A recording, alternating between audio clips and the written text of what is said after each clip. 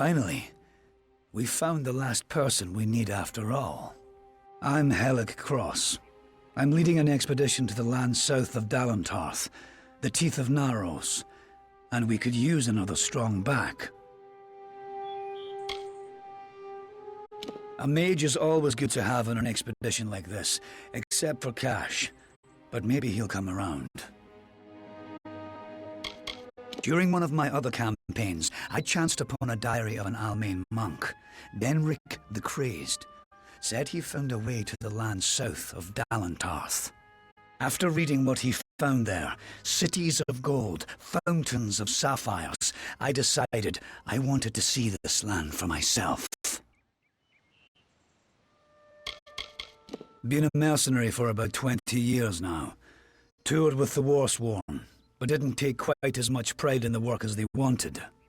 So I struck out on my own. You can make a fair bit of coin selling your sword to keep a farm or two safe. Not that I'll need to anymore. Sverri's got a fairly good head on her shoulders. She's only got eyes for gold, but there's plenty for all on this trip. When it comes to navigating ruins, there's no one I trust more.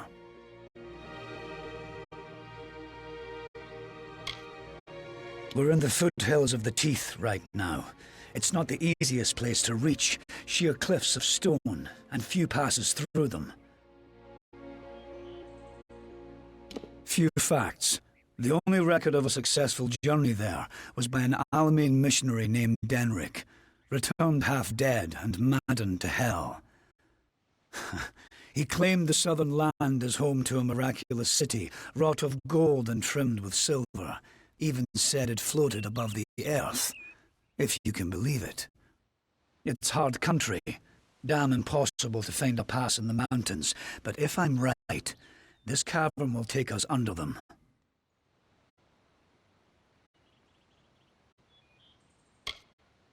Because Denric wrote of more than wealth.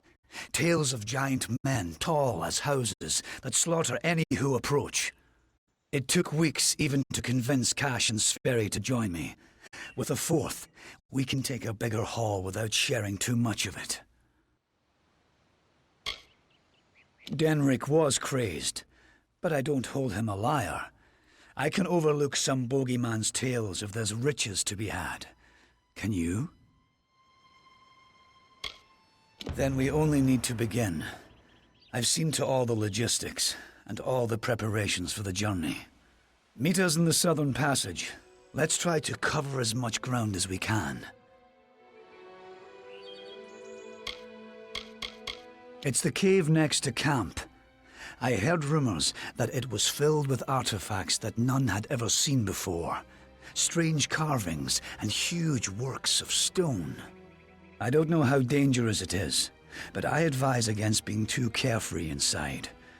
We should go in as a group. Stay close. What is it?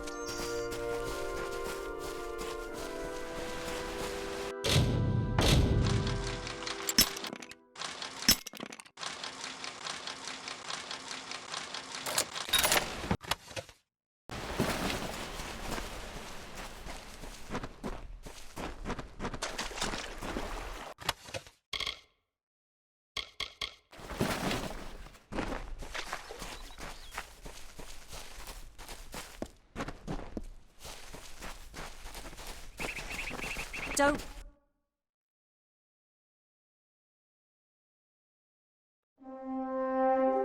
The time of deliverance is almost nigh. The teeth of Naros have gone untamed since the rocks were young, since the wind was but a child. And now, my chosen people stand on the precipice of taming this land, or succumbing to it. I thought once that none could change the stars of this world. But at last, one has come who can. Come, thou fateless one, I beckon thee.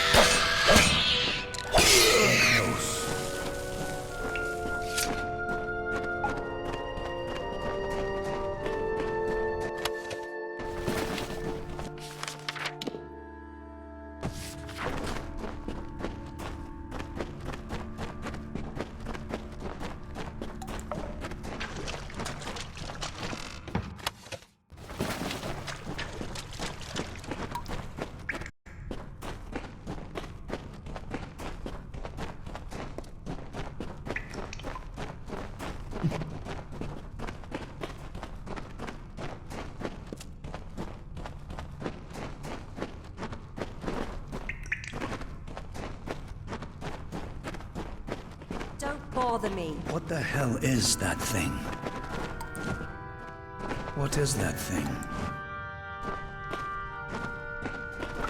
This... what is it? It looks like it's made of stone. But this stain... this is blood. This thing is flesh! I'm not going to stick around and find out what killed this thing. This whole damn place is cursed. Leave me. Damn Craven. Don't know what Cash was getting so worked up for. Just a statue somebody toppled over and got all bloody. Let the mage run to his mother. We don't need him. We don't even know if it was a corpse. Could have been a statue that an Etten decorated with some entrails or something. I can't believe that Craven made.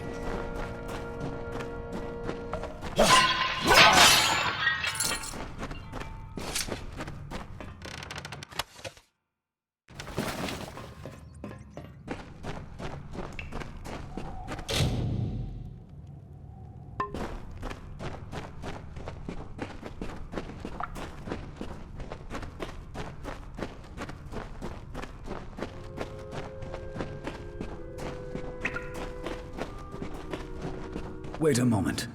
I don't like the look of this hallway up ahead. This is Sverri's area of expertise. Let her take the lead here.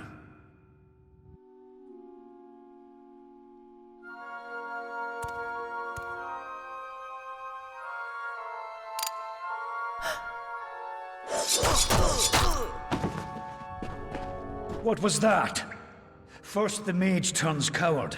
Then Sverri dies doing the one thing she's supposed to be suited for. Is this some sort of joke? What's next? Are you going to reveal you're really just a kobold with a bad case of mange? Clearly, I should be more thorough when recruiting my expeditions. Fine, let's just keep moving. We'll manage on our own from here. We keep going. Cash proved to be useless, and Sverri's not helping anyone anymore. Looks like it was always up to us. With just two of us, we'll have to try and manage as best we can. It won't be easy, but I thought something like this could happen. Come, we must...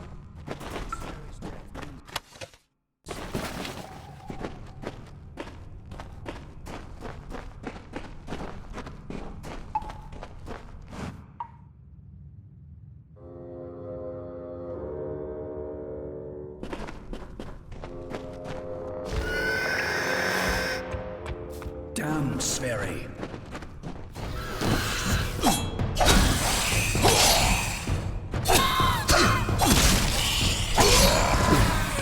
You damn cowards.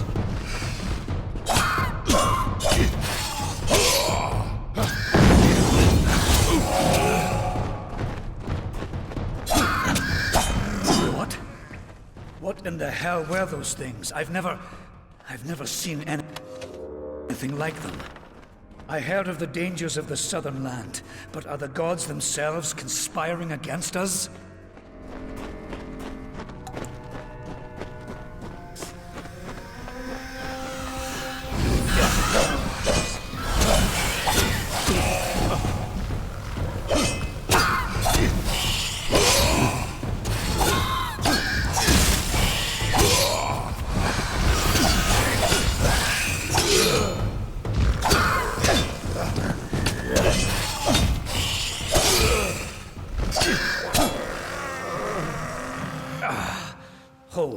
Hold on a moment.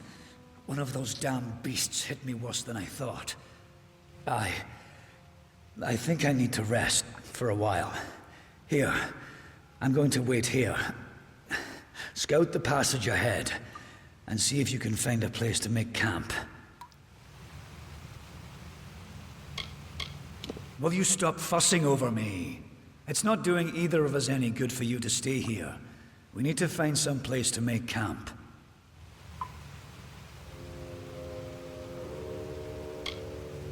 I'll take it, but I'll wait until I really need to use it. Be a shame to waste the thing, wouldn't it? Now get going. I need to rest. Discover what you can, and come back to me. I told you, I'll be fine. I'll save the health potion you gave me for when things really get dire. Now, find a place for us to make camp. I'll be fine. Get going.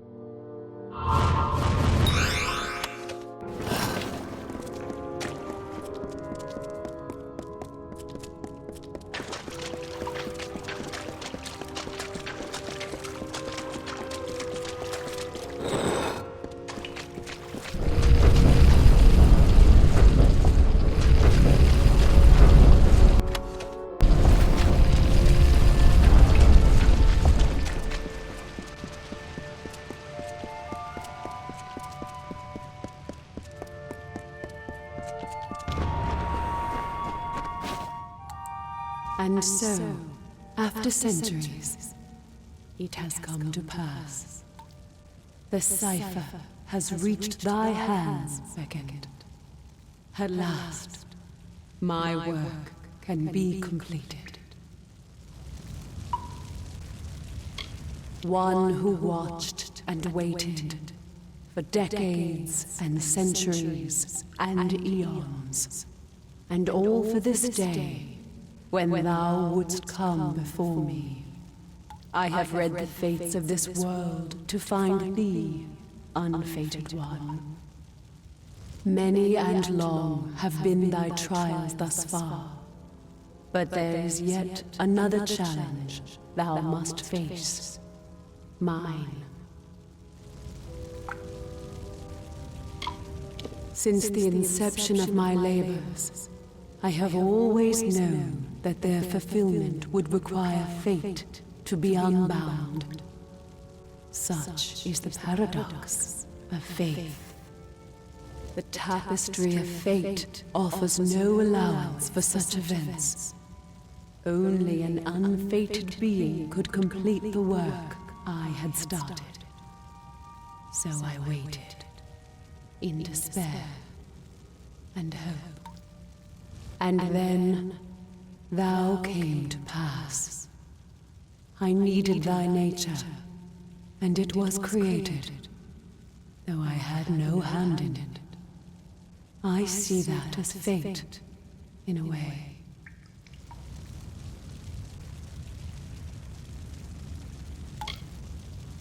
To continue thy path through the tapestry of fate and perpetuate its sundering, I will open the way to the teeth of Naros.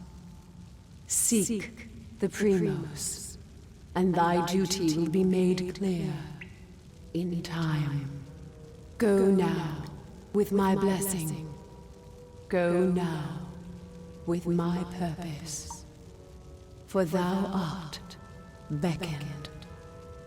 That which was ordained must be undone.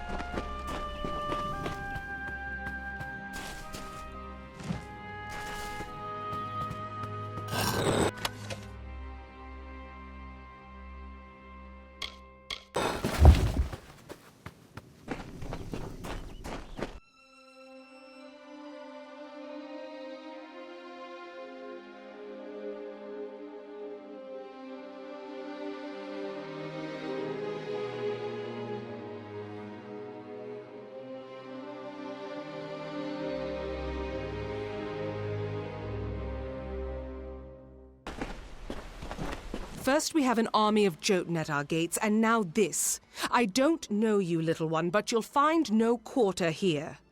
This is still Colossi-held territory for the moment. State your intent. You barge into these lands, and yet you do not know who holds them? I am. My people are Colossi. For years we have held these lands as the hallowed grounds of our gods. We are stone and flesh, sword and faith. Everything does harm in these lands. I do not know you, so why should I take you at your word? Furthermore, none have come from those caverns since they were sealed, save you. How is it you came here? It is a road that has gone otherwise unwalked since it was sealed. How did you walk this path? Strange entity. A curious riddle, but one that must be solved later. It seems the Jotun have rallied their strength. Steel yourself. Justice comes. Ha!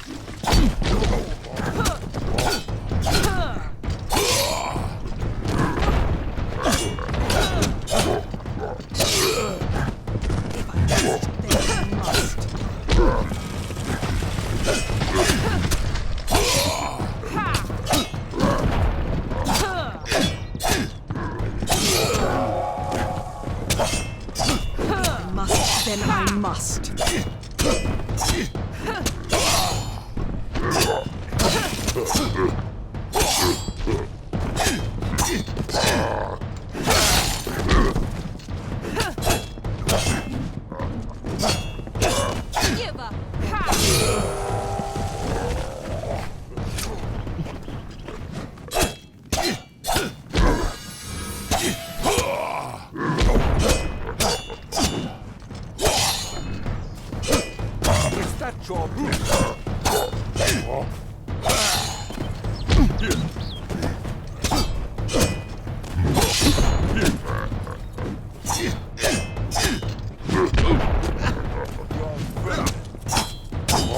Many greetings. That was well fought, little friend. You have a strength in your arms that belies their lack of girth. Perhaps you are not the interloper I believed you to be. You claim to have been summoned. But for what purpose?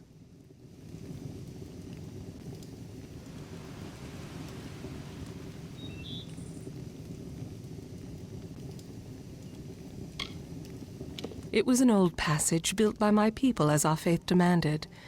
Once, it was to lead to fertile woodlands. But we were commanded to stay our diggers, our masons. So we remain in the teeth.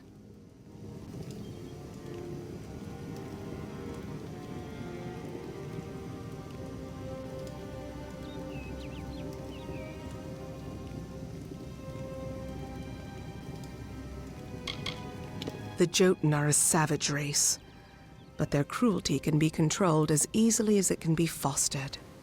Before we came here, the Jotun were our wards, but that was a lifetime ago. And now they call for our heads. We have come, little one, from savage lands and savage past. We have been picked by the gods to carry their will across this world. And now we inhabit this land, summoned by our gods to do their works, and who now are silent. I command the soldiers that protect my people, the Colossi, from the dangers of this land. They are many, and we are but few. Each passing year it seems more and more like we lose ground. But what can we do? We are commanded to stay here. What strange forces brought you here? You speak of the Holy King of my people, and that artifact you bear. Could it be the cipher? Your mission is twice damned already. The Primos is a recluse. But more immediate than that is the Jotun horde. Idylla is sealed off as long as they continue plaguing my people. It is the city you see floating in the sky over this land of savages and dangers. It is my people's greatest accomplishment and failure. I cannot speak more of it to an outsider. Forgive me.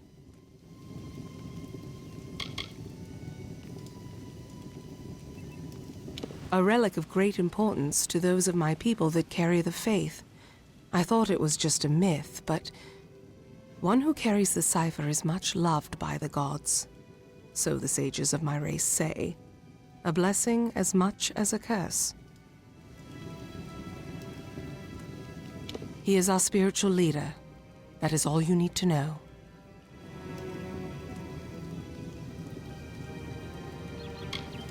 The Jotun are led by Karunk, a warlord that reigns over his horde from his ramshackle tower. One of my scouts, Remy's, watches them now. He can offer you advice on fighting the warlord. And if you can kill Karunk, I will lead you to the Primos myself. It is a wonder to any mortal eyes, though because it is not good enough for the gods' tastes, we must call it a failure. And still we bear this bitter truth every morning. And by every sundown it seems liable to crush us under its weight. The warlord is cruelty incarnate. He has transformed the memory of my people's leadership into that of slavery, as if we possess such barbarity. He makes camp in the barbarous tower you see in the distance. He must be killed if this is to end. Keep it close to you. That artifact is proof to many that you are the avatar of the gods. It holds much power.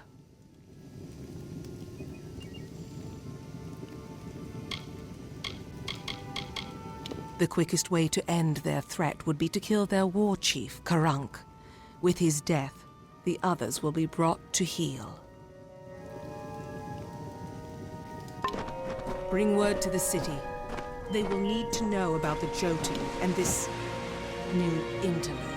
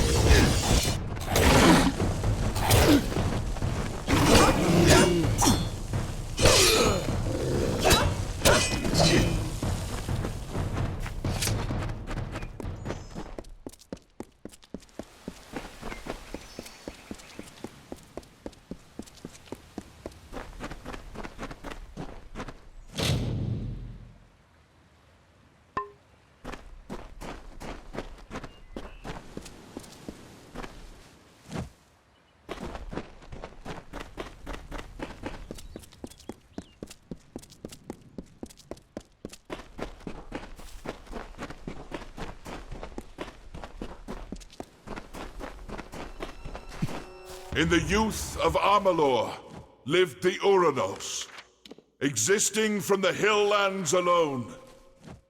They held not the blessings of the gods, and so were blinded to their own potential. We lived in ignorance among the savage people. We wasted the gifts of the gods ourselves.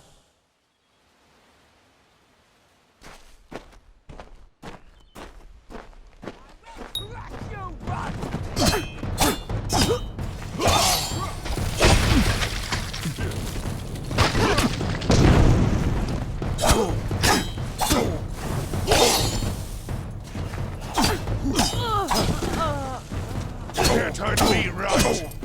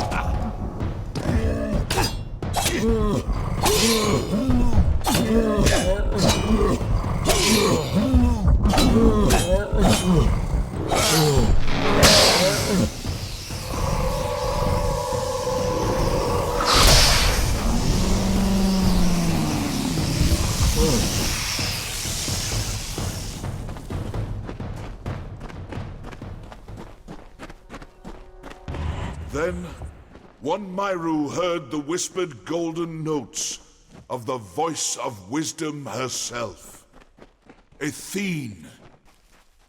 The goddess bid him to raise up his brethren, so they may know the favor of the gods once more. We are Athene's chosen. We follow her path. Guide us to your blessed wisdom.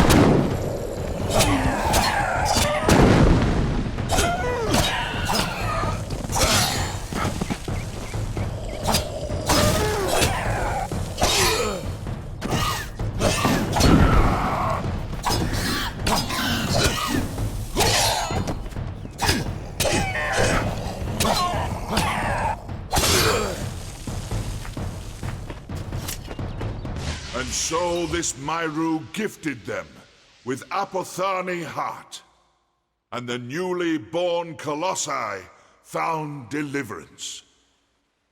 And with the gods once more upon the mount, so did they surge towards the teeth of Naros, towards majesty. Your prophet leads us to glory in your name. Blessed is the way of Kraos.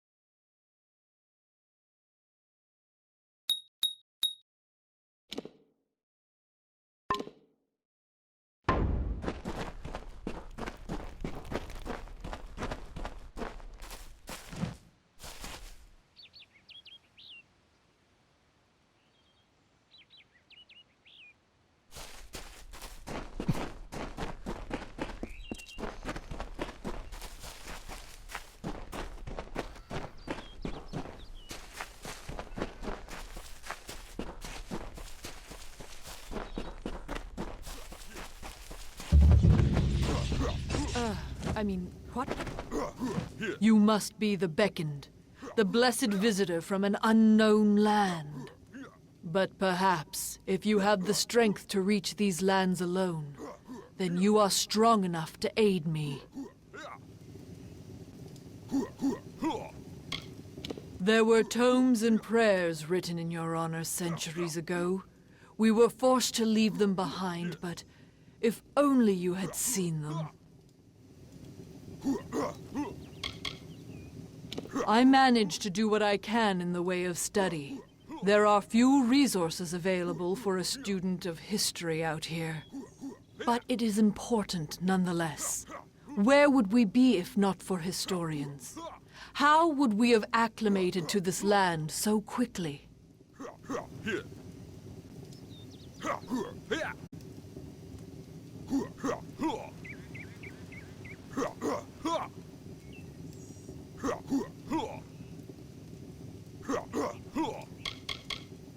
Hydaella is indeed the most beautiful city one will ever see, for the gods themselves inspired it. I would prefer to stay within the sturdy walls of Hydaella, but nothing can really substitute for practical experience, can it? This is the homeland of the trolls, so to speak. I aim to study them, so I must do so in the wild. Imposing and indignant creatures. We Colossi have managed to drive the majority of them from this vicinity. But those that remain have started digging. For what? I don't truly know. Only that they seek some means of retribution.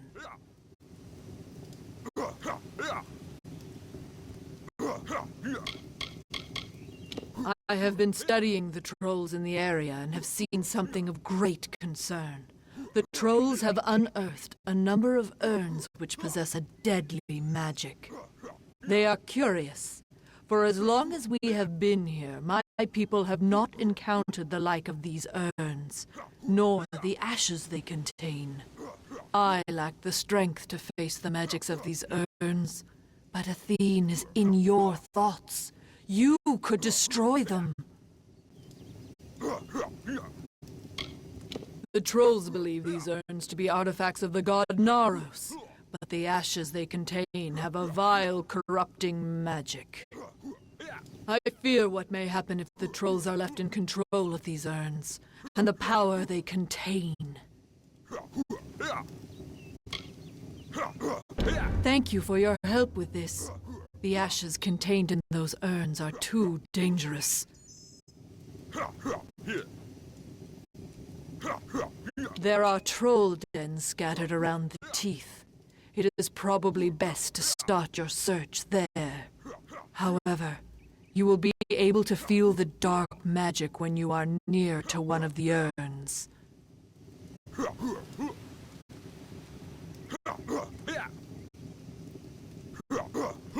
Safe travels, Beckoned.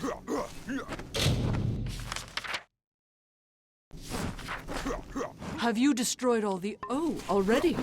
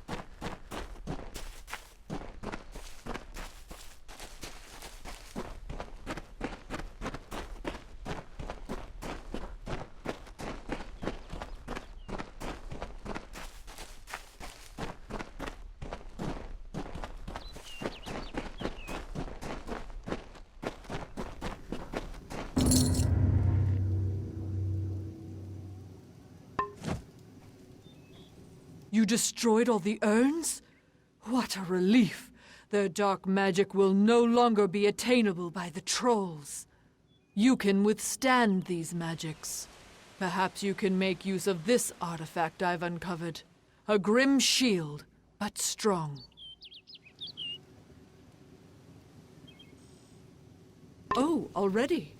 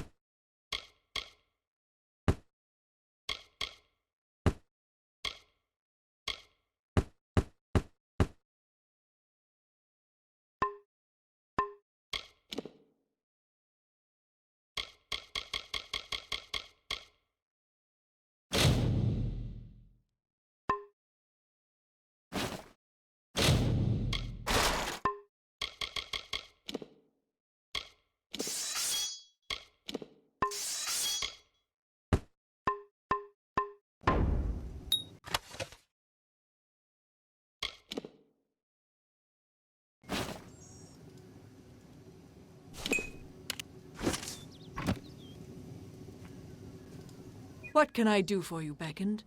Oh.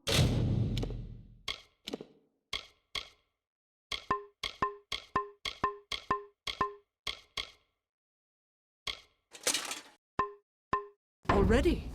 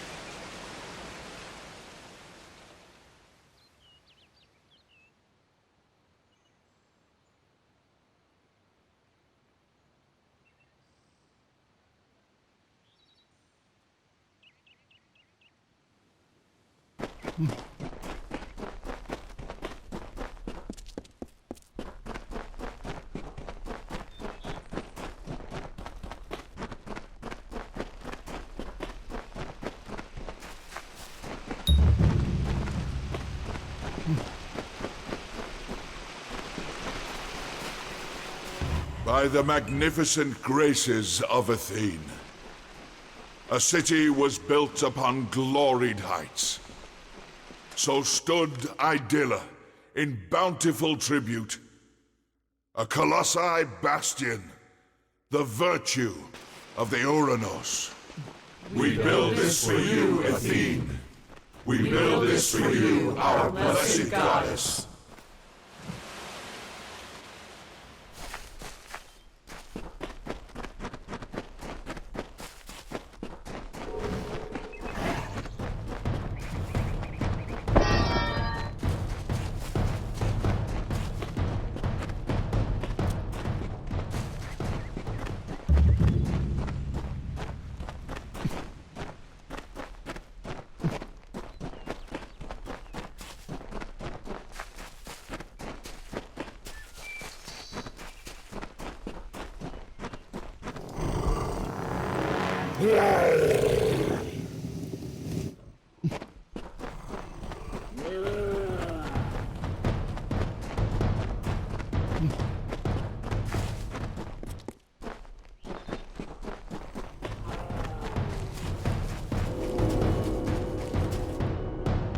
Yet tragedy befell these giants, as in trying to force the Hyperion upwards, Athene was angered and made her rage known.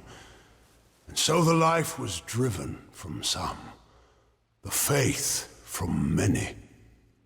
Forgive our trespasses, and bless us with wisdom. Athene the All-Knowing, in whose name we pray.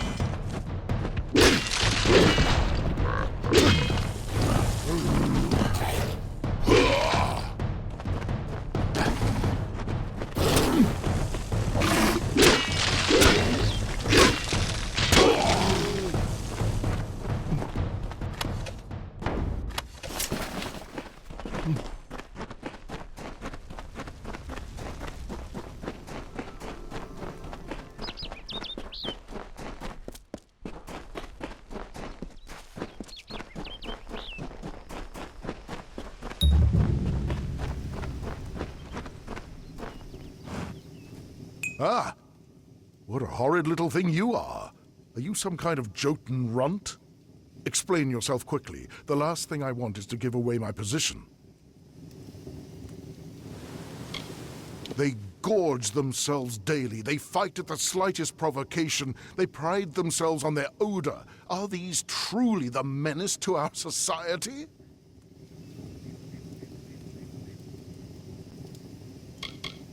I have seen him rip a spear from his belly without so much as a grunt. We thought he might just not feel pain, but I know his secret. I am a scout for the Idilla Guard. There are many dangers that lurk in the corners of this land. My job is to root them out.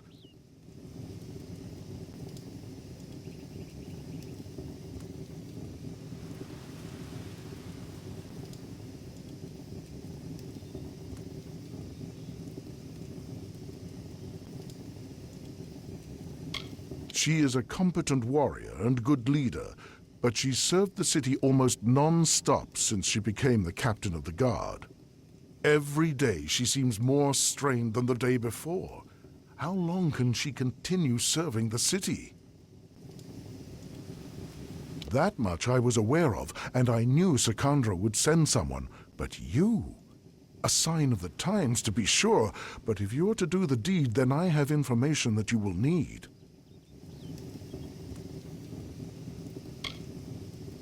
Karunk is truly powerful, but no more so than his brethren.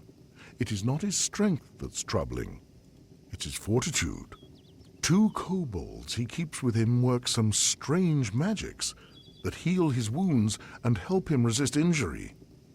Kill them, and the fight is yours. Using primal magic would certainly help as well. Strange thing, aren't you? Primal magic is a magic imbued upon weapons and gems. Only armament can channel it. The magic does some damage on its own, but its true strength is its ability to augment other magics you cast on your foe to a devastating degree. Take this weapon, use it to inflict primal magic on a foe, and let loose your spells. Even a Jotun warlord could not withstand such an onslaught.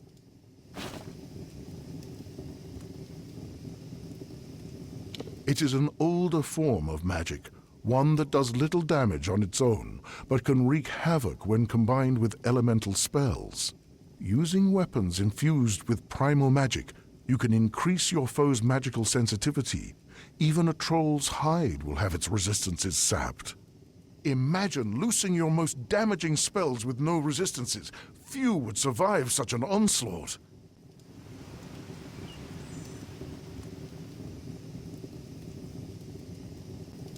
Be careful.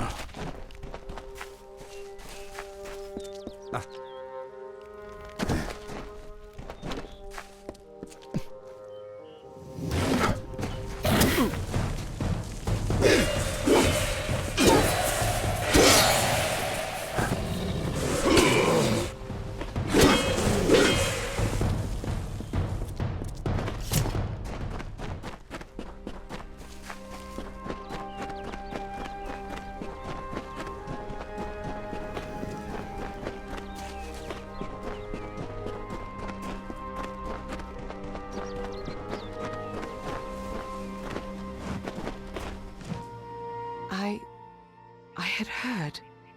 From Remy's, I received word that one such as you entered Karunk's tower with no trepidation, no anxiety. Do I even have to ask? Does the war chief still draw breath?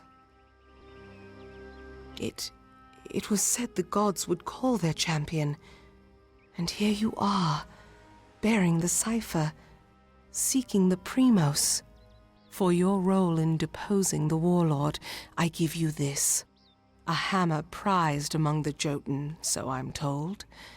Use it as your trophy. Now my forces can put the rest of the Jotun to the spear beckoned.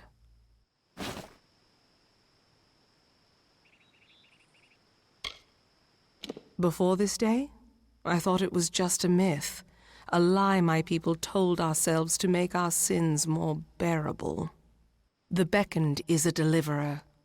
The beckoned speaks for the gods. The beckoned is their messenger, their conduit. What is the beckoned? One who carries the cipher, the icon of the gods. One who faces the troubles of my people without hesitancy. The beckoned is you. With their leader dead, they will likely keep to themselves and lose the will to harry my people as they have. I will wager that they won't suffer incursions into their camp, for good or ill. But still they have caused my people suffering. Shall we wait and allow them to inevitably rise again? This is our best opportunity to finish them.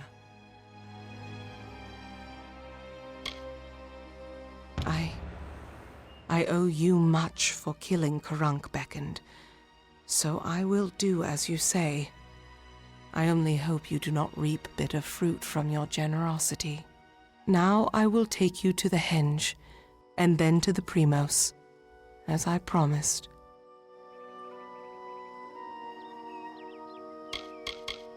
The Primos is our ruler, and the most devout of the Colossi. For example, our current Primos, Anakatos, has sequestered himself away from our people in prayer for years. Meanwhile, we are threatened every day, and because of Anakatos' extreme measures, we lack guidance. An artifact my people made.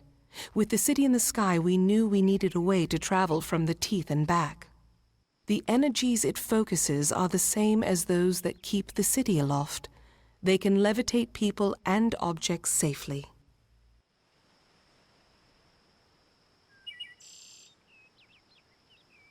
Be cautious in these lands.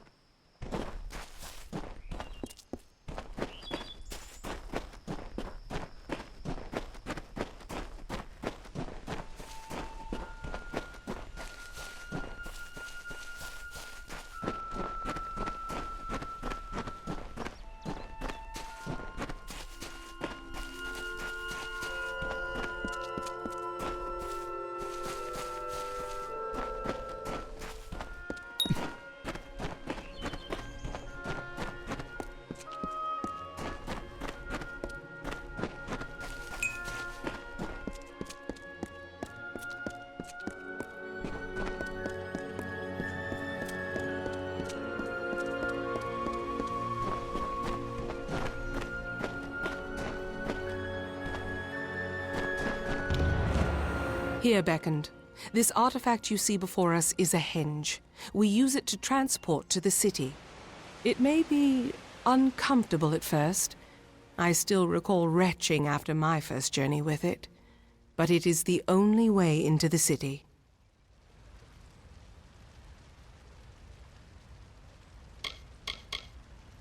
I have thought on your decision to spare the Jotun, and how our intolerance exposes our hypocrisy.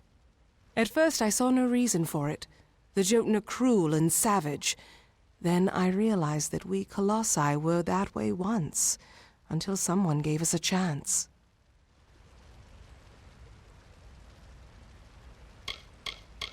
Very well.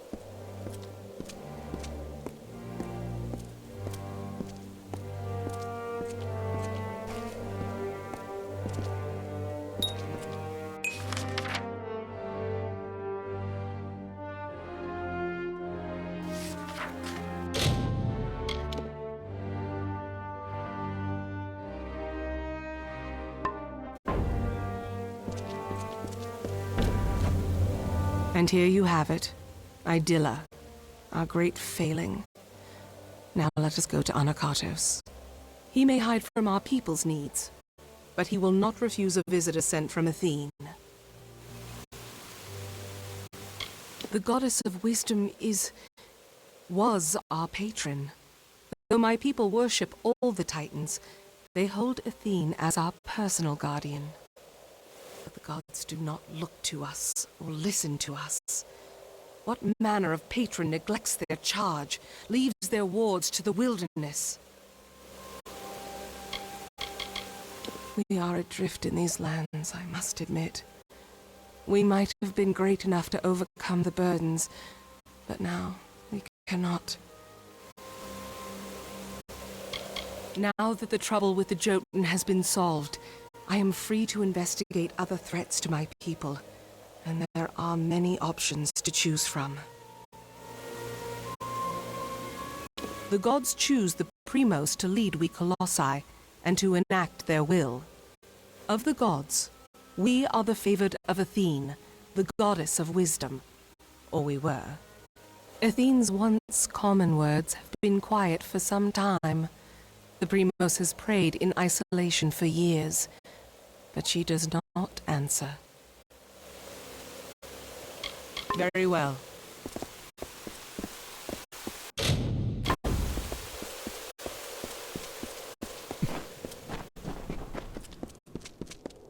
Please, just let me past. What is it? Unless you can somehow convince the guards to let me leave the city, you're only wasting my time. I'm sorry. It just makes you a little crazed, you see. Being locked inside this city like a penned animal. All I want is to leave for a short time to travel to the Warren and check on my wife, Galatea. But I cannot leave.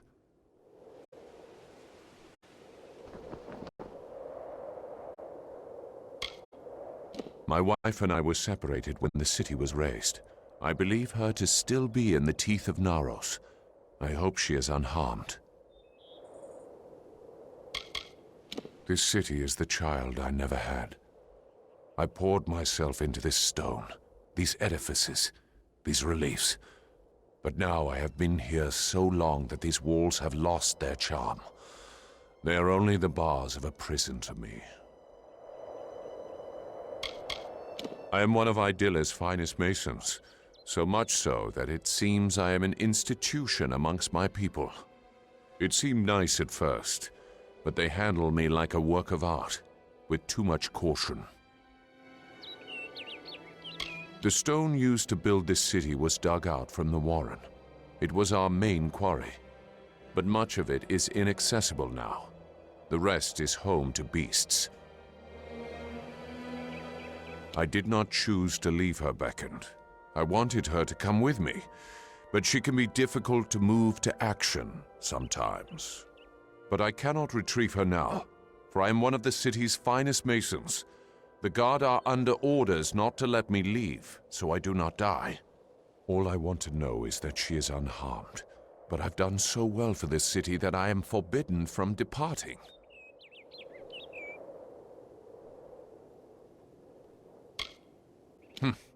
Well, you can certainly try, but Galatea is stubborn as stone.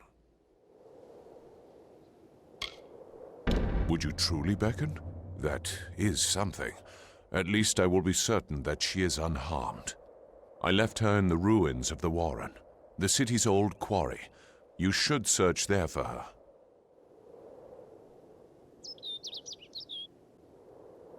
We were separated when the city was razed. I last saw her in the quarries of the Warren. Please find my wife.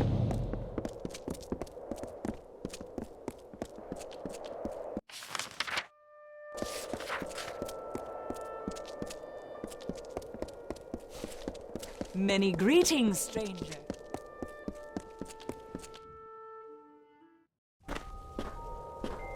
Please, do not disturb the tragedians.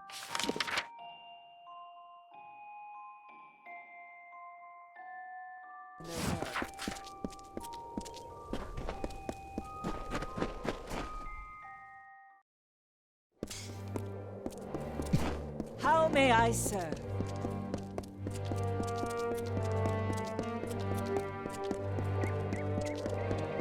The gods are good to us.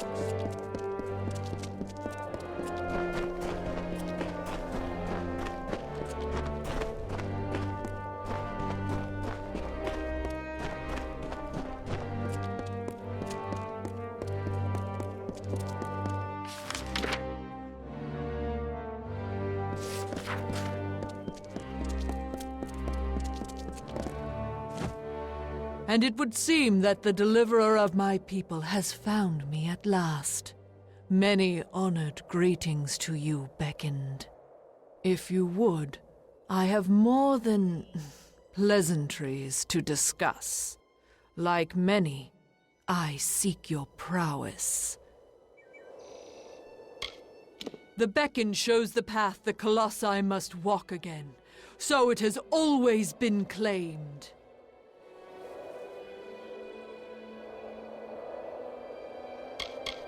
It is a grand city, worthy of protection. I strive to guard its citizens from the menaces below us, in the teeth of Naros. Looking at the Colossi here, you will find we have it in ourselves to be truly great. But we are also capable of much violence.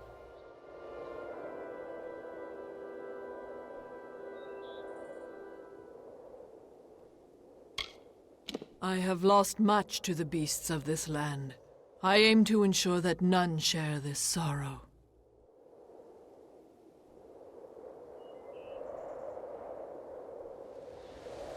A culling. Though the Colossi are a people of faith, more and more of us are reverting to the savage ways of our ancestors.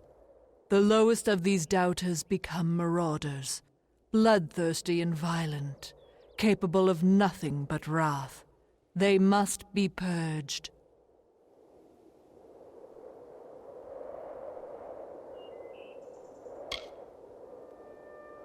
I thank you. It is high time we bring their savagery to an end. Each marauder should carry a totem of some sort. Bring those to me as proof of your deeds.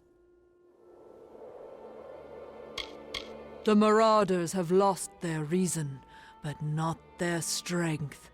If they catch you unawares, you will not have much time left. They roam the lands below the city. I do not doubt that you will find them if you seek them out in the wilds.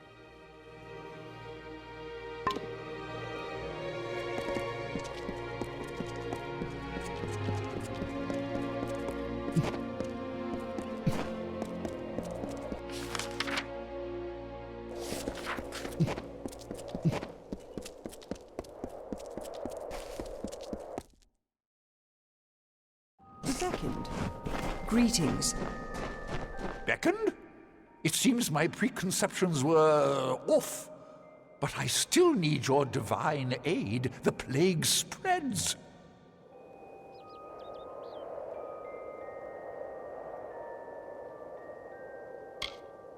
Are you enjoying its splendors? This fair city is rich with them. Even in the sewers, under its gleaming exterior, lies a feat of engineering unrivaled by other cities in Amalur.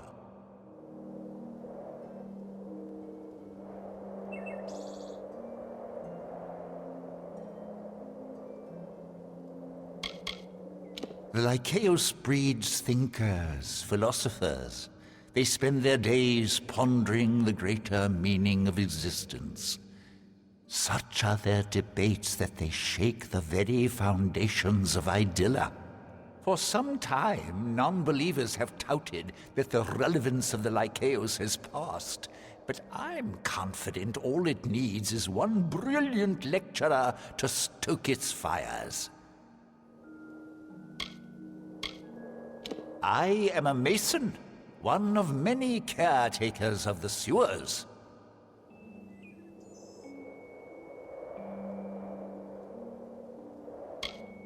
A hidden menace, the secret horde. Though few acknowledge them, the rats are the great threat to this city. In my younger days, I hunted the vermin with a force of will unequaled by the greatest of the theologians in the Lycaeus. I have worked on this city for all my lifetime. The sewers that run below it are my masterpiece. But this work of art is besmirched by rats. These foul vermin run rampant in my catacombs, tainting it with their fetid presence. Try as I might, I cannot best the scourge. But you beckoned. Your divine intervention is needed. I have never known beasts with such low cunning and high birth rates. They are fearless as they are disgusting.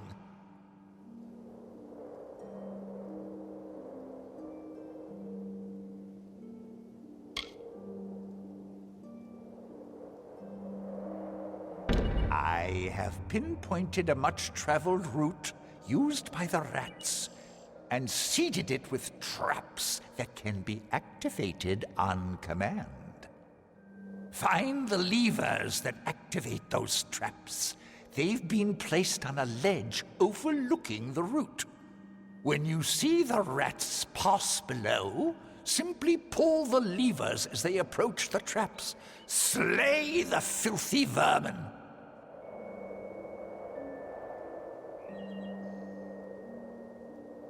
Once I hunted the rats that plague our sewers with such zeal, but I have worked myself to exhaustion and am forced to rest here. Though I rest, the rats do not. Please, find the traps I laid in the sewer and lay waste to them. I wish you well.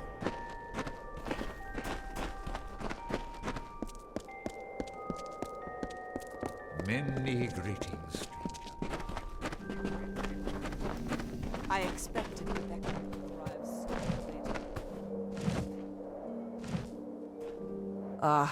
The famed beckoned comes to me at last.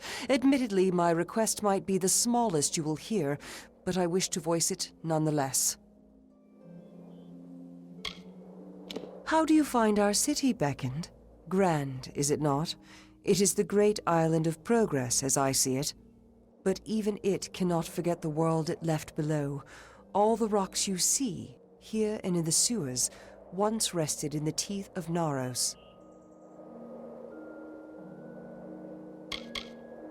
This is a place for those who are weary of their burdens. If you feel so, you can rest for a while. I'm just one who's intent on maintaining the cultural integrity of her people. We were once no nobler than the Jotun or the Etin. Some would purge this history, but then how will we remember it?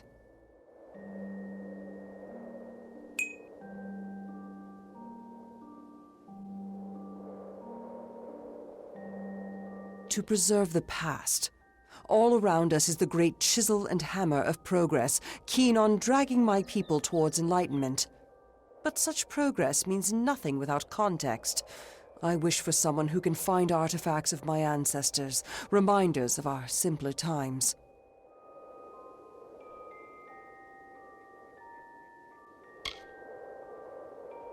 Very good. I'll reward you for any artifacts you can find, but larger artifacts will do well for both of us. I await your findings.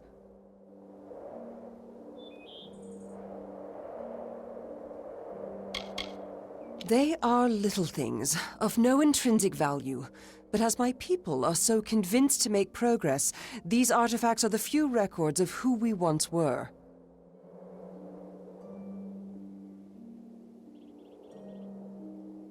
They are strewn throughout the teeth of Naros. They may be hidden in forgotten corners, or carried by beasts as trophies.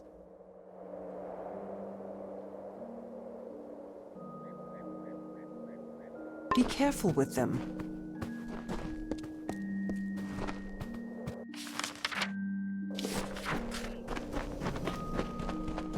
Yes.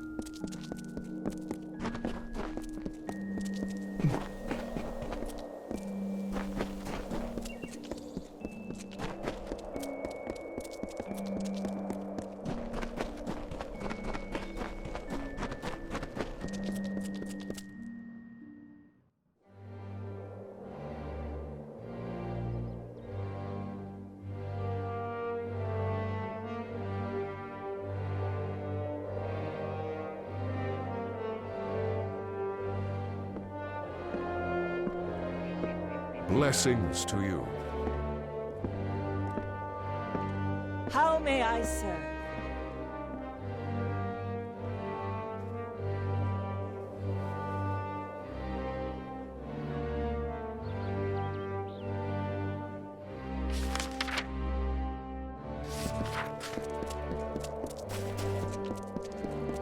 Be careful here.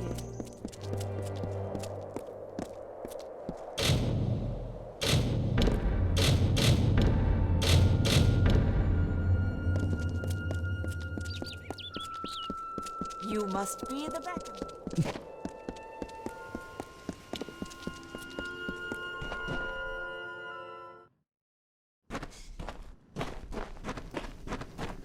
The beckoned!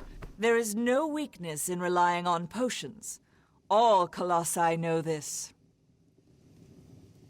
Not many of my kind are drawn to horticulture, but it teaches me patience and satisfaction.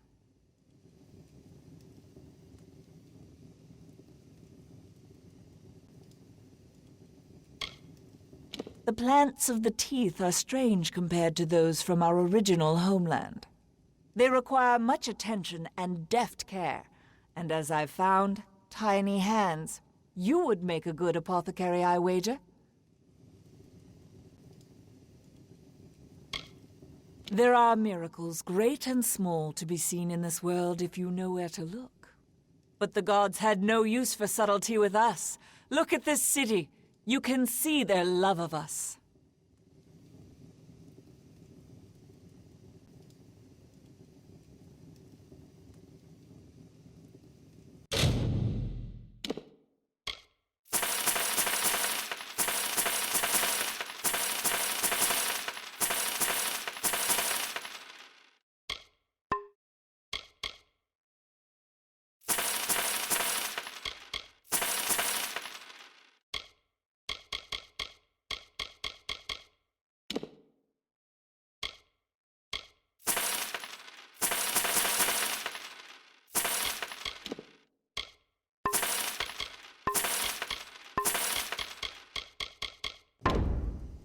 My potions cure all wounds.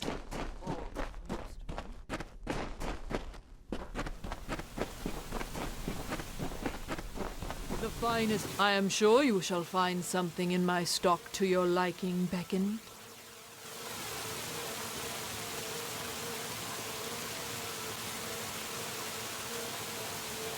Our ancestor race, the Myru, had no skill with magic. You can see how much we've progressed.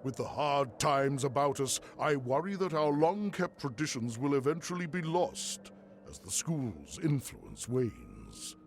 Your involvement is sure to spark interest in the Lycaeus once again.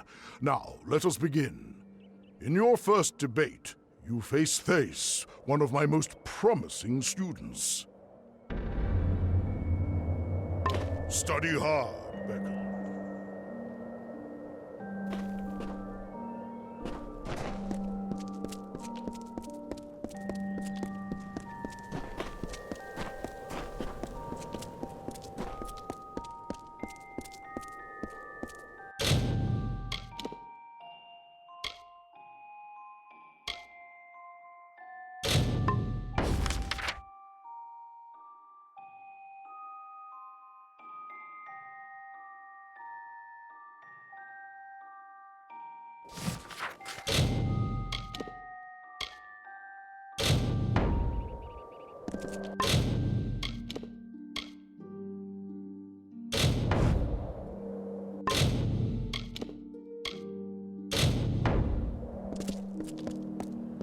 Greetings, Beckon.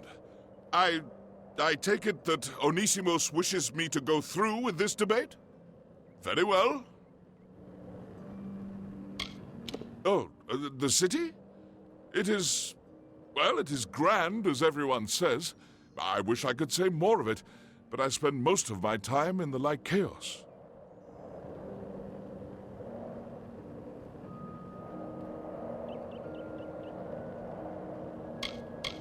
Though the Lycaeus is open to all who wish to debate, some choose to spend their lives mastering the arguments, like me. I hope it will make me a stronger Colossi.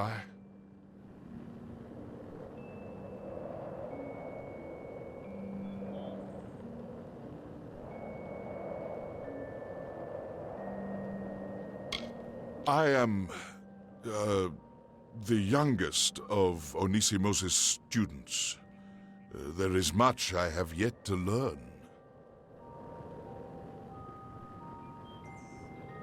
You are? Then, I will begin. I mean, here is the topic of discussion. A torrential storm sweeps a youngling and a full-grown colossi into the flow of a river. A big one. A river, I mean. Now, there is only time to save one. Which should one choose to save?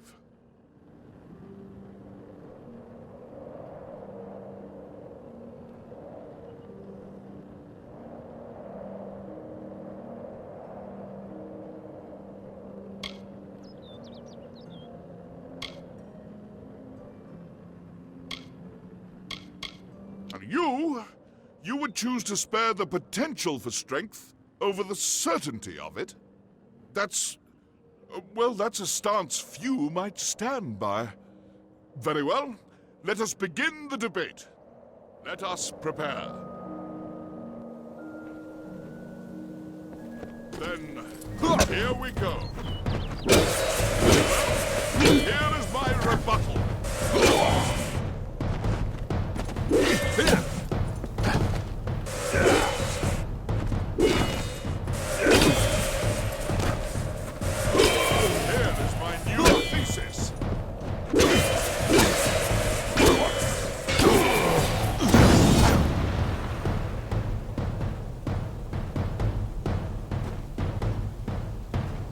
You smashed him senseless, Beckon.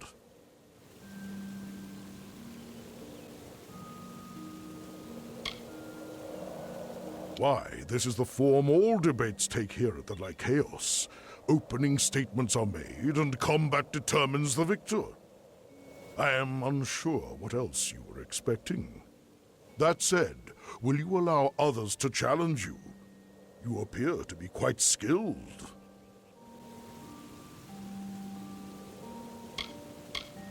Speak to Sisters. He is eager to debate with you.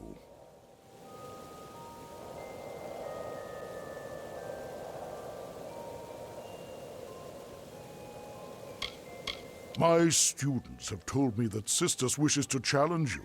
Speak to him. He will be glad to test his might against yours.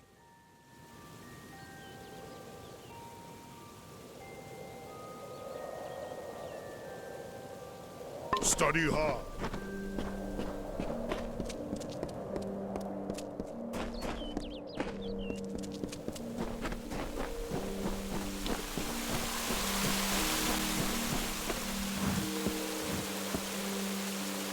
Is it my turn to challenge you, Beckoned?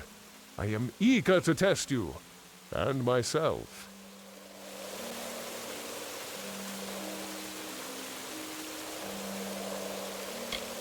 I remember when this city sat on firm earth instead of thin air. Those were dark times, where daily we grappled with the wilds of the teeth of Naros. But we endured. And now we have carved a near paradise for ourselves among the clouds. No finer city exists.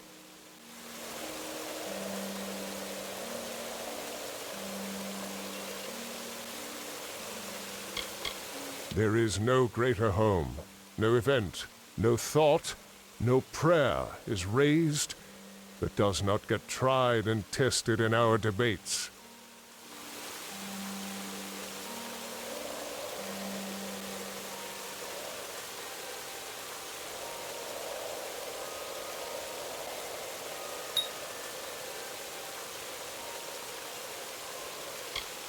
I am a student of the Masters, and there is no greater joy for me than the debate.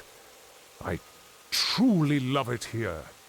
Currently, my studies have me exploring the value of life versus that of the spirit. I am glad. Tell me, what is the most effective display of strength in the following scenario? On a trip across a vast desert, you and a companion encounter a boulder. It is an airborne boulder, and it crushes your friend. He tells you, "Leave me, Beckoned. Even were you to lift this boulder from off my battered body, I would be but half a colossi." What would the strong do?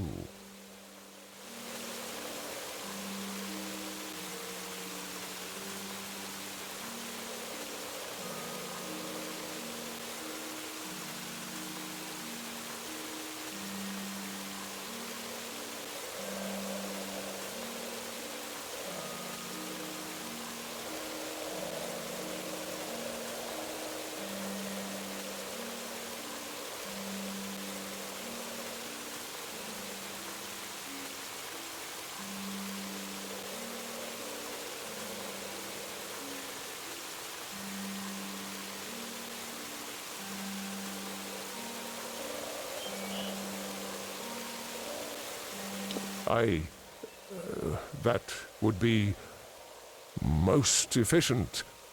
Still, I believe one should allow their friend the honor of a natural death. His final moments should be spent like he spent his life, fighting through the pain. Let us begin the debate. Prepare yourself.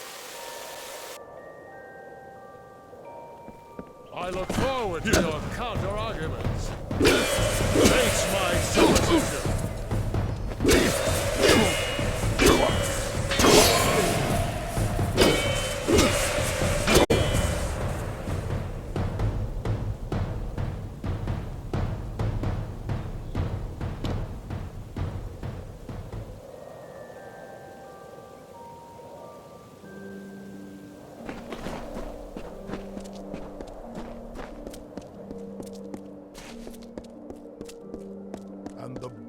An absolutely scintillating debate, Beckoned. Sisters didn't stand a chance. Are you ready for another? Find my disciple Zeno when you are. He wishes to challenge you.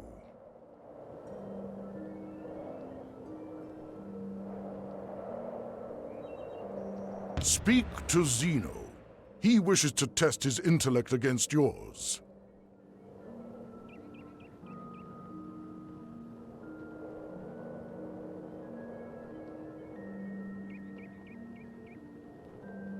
My disciple, Zeno, wishes to speak with you. He would be more than happy to debate you.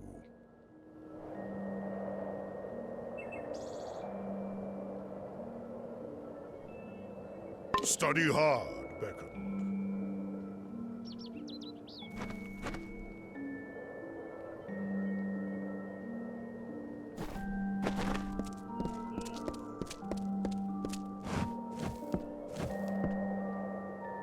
You are the beckoned? I wish to challenge you. Sister Synthase are worthy opponents. That you have debated them is impressive indeed. Especially for one so short. Our city stands the highest in all of Amalur, and that means that it is the greatest. It is no coincidence that our culture and virtue have flourished up here among the clouds.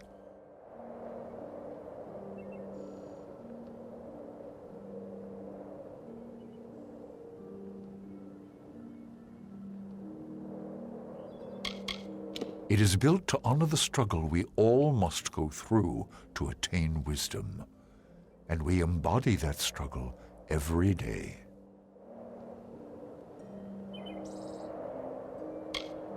I am a relatively new debater, but already I have made my mark. I outranked Thase in the Master's eyes, though we became disciples on the same day. My area of interest is the nature of war. You are one of the greatest debaters I have ever seen, Beckoned. I hope I present a worthy challenge. My query for you is simple. What makes a war worth fighting?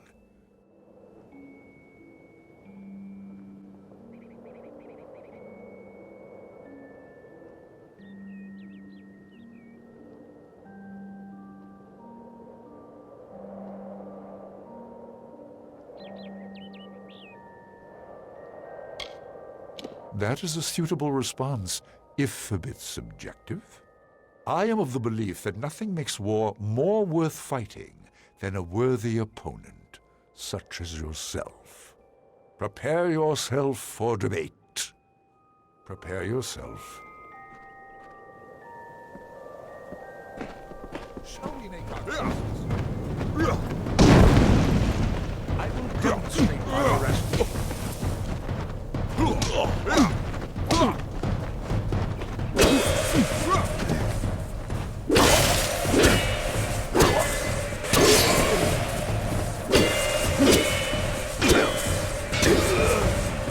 You are much smaller than I expected.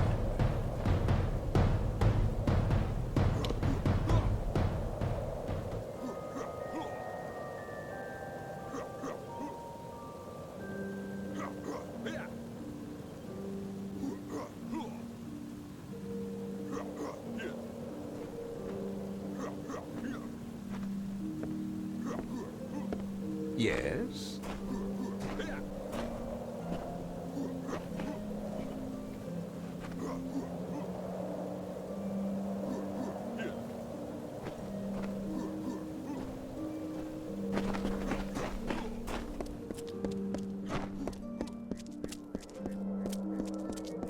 Zeno's argument was hastily prepared drivel next to your well-constructed thesis. Fine, an older disciple, wishes to debate with you.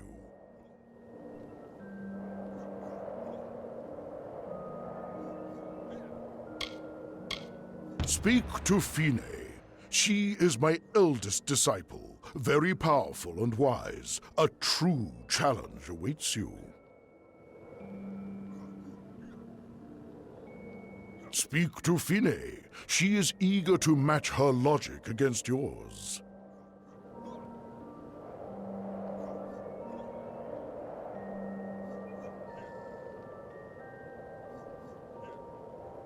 Study hard, Beckham.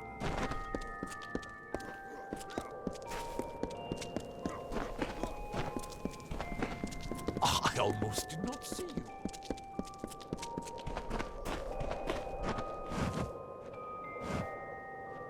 You've defeated many of Master Onisimos' students, Beckoned.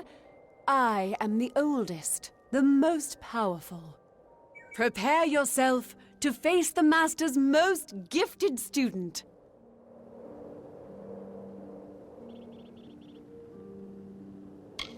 The Colossi believe that ours is the greatest city in all of Amalur, Beckoned. I am inclined to agree. We were strong enough to rip it from the clutches of the earth. How could there be any doubt?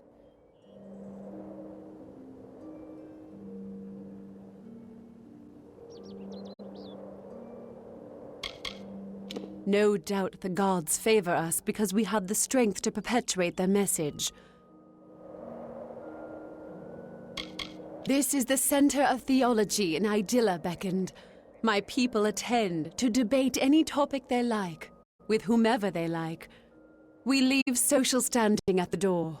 All that matters in the Lycaeus is virtue and a sound argument. I am a student of Master Onisimos, and I hold the highest rank among all of his disciples. My current point of study is the nature of strength and its relation to virtue.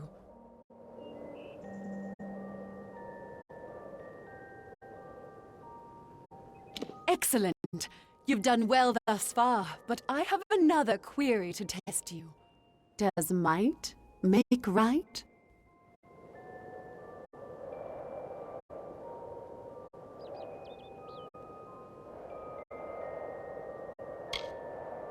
That is an intriguing point, but it runs counter to the core of Colossi values.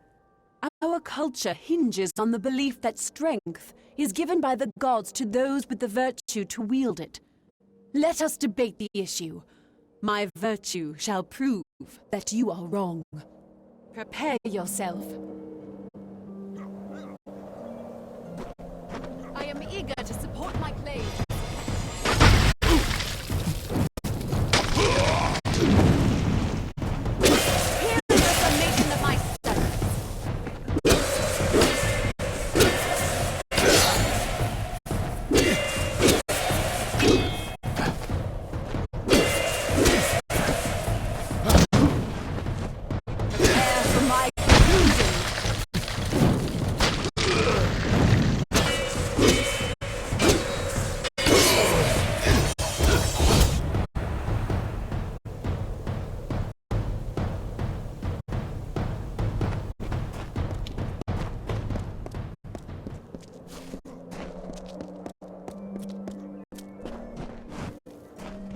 Beckoned, welcome back. Have you been enjoying your debates? Indeed, you have defeated all of my students, Beckoned. The issue I pose to you is this, brought to my mind by your overwhelming strength. Can those with absolute power, such as yourself, have courage? If one enters battle with victory all but assured, can one also be called brave?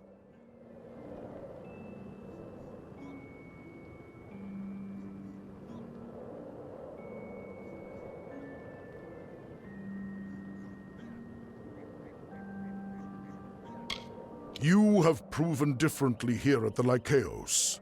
Very well. Let us debate. Prepare yourself. I am eager to test myself. Here is my evidence.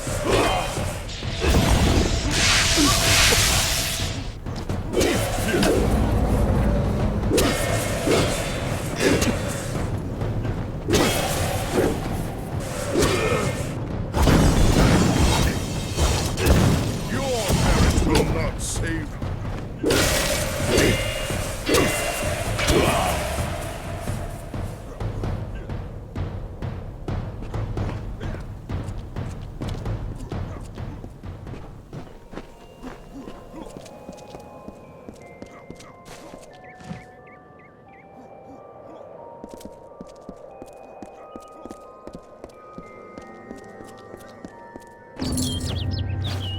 You have my underlying gratitude for participating in our competitions. Please take this as a token of my appreciation.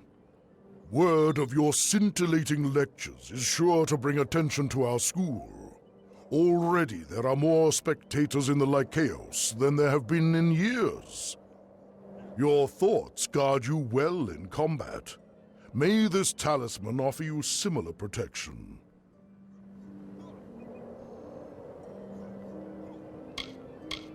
Though we were all taught sound lessons, my students and I have never seen this many in the Lycaeus.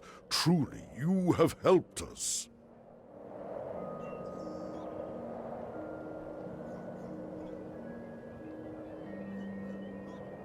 Study hard, Beckon.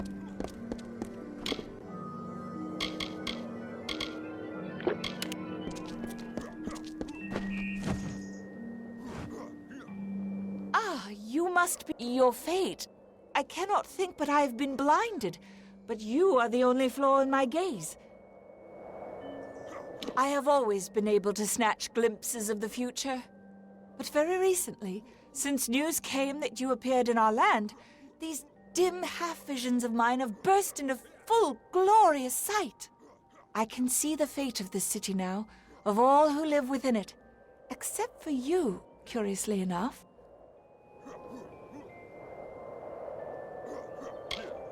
The city will hold longer than this academy, but all things in this world fall to ruin. Every morning I wake and despair, for I see the mighty walls of Idylla and the tower of the Primos crumble to dust before my eyes, replaced by an empty sky.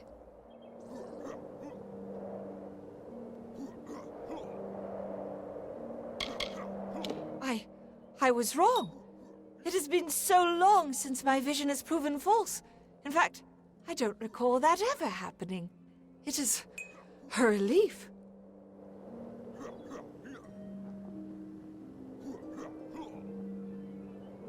Heed my words, Beckon.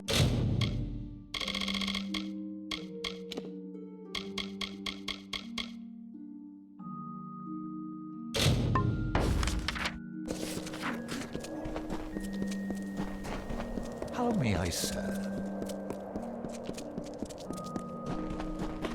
You are the Beckon.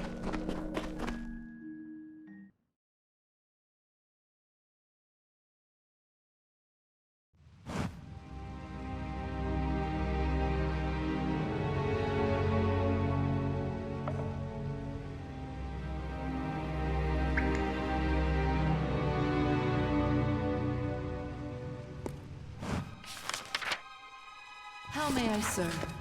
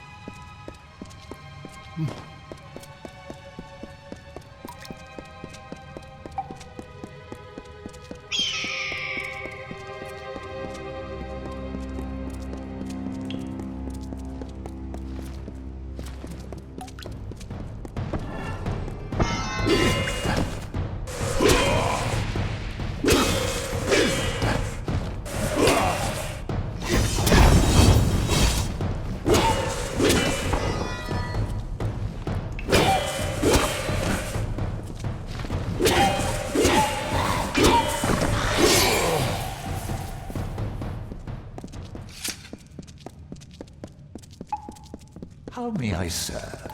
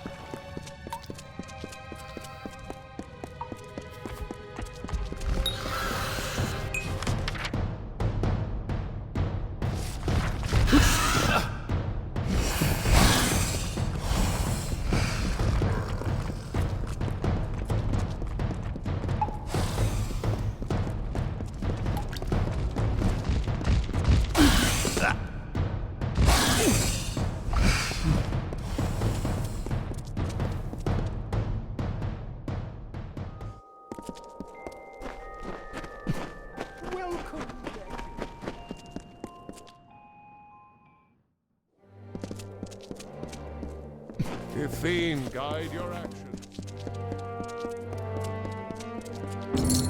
Well done, Beckoned. The stowaway is no more. Please take this as a token of Idilla's gratitude. There are always things to look after in this city, but keeping busy is a good way to ignore a burdened spirit.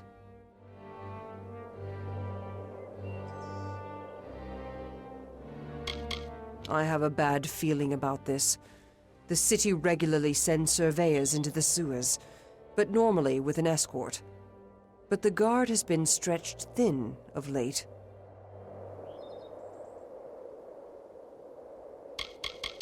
It is rather annoying that as high as we are from the teeth, we can still fall prey to the mischief of sprites. They've squirreled away some items in their dens below the sewer. A brooch, an idol, and a mason's hammer.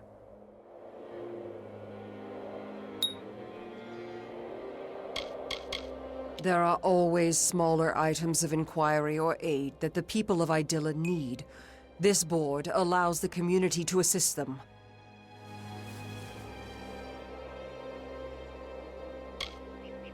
I am a member of the Guard, like any other.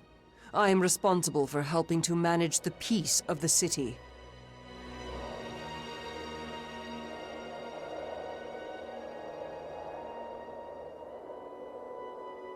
If you found a task you wish to take on from the petition board and complete it, I will recompense you for your trouble.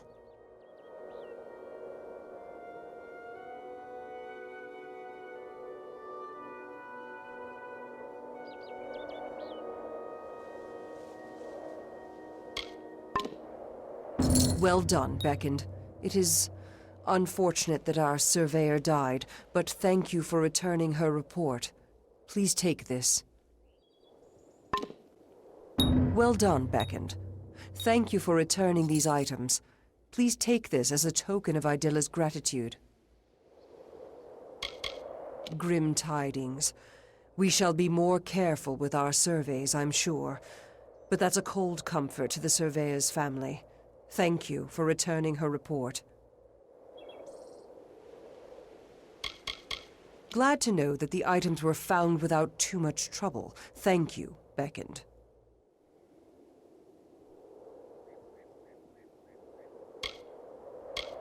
The troll has been dealt with, beastly thing. Though I cannot help but feel as though this city has lost an institution, in a way.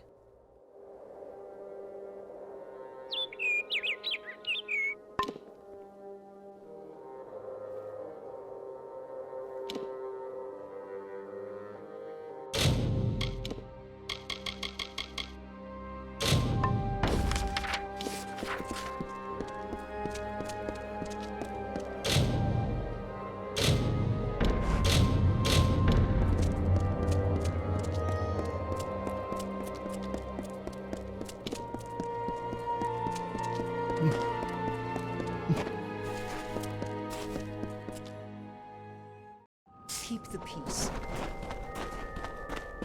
The number of rats has become greatly diminished. I see your hand in this. If ever you meet doubters of your divinity, tell them of what you have accomplished in the sewers. Please, take this amulet with my thanks. You are now an honorary sewer mason. A great accomplishment indeed. I have heard that you wreaked havoc in the Lycaeos during your debates. Just as I expected from the Beckoned, you have become truly feared in the academic circle. Still, I cannot believe how formidable you are, considering your stature.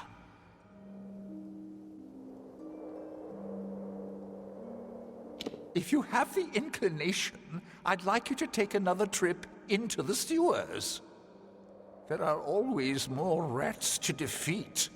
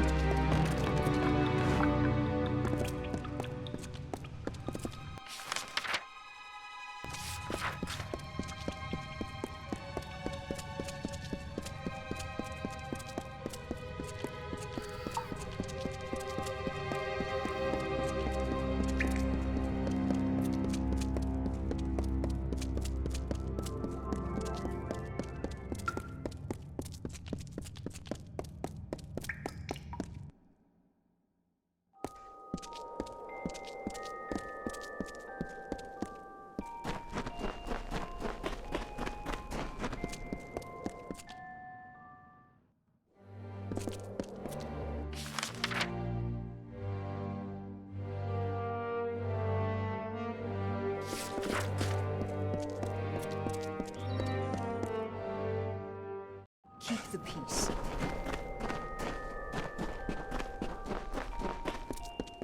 The gods are good to us. I pray you are finding the work suited to you, Beckoned.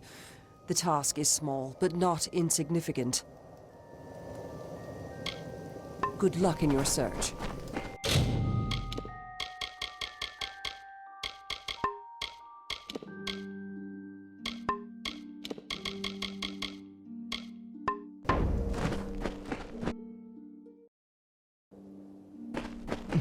Yes, Beckoned.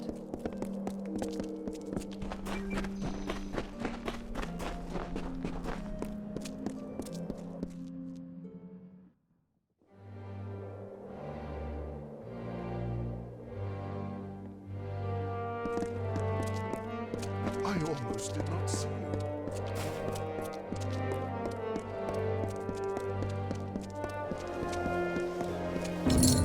Well done, Beckoned. The Masons tell me the pressure in the cisterns has yielded. It seems we have you to thank yet again. Please take this in thanks.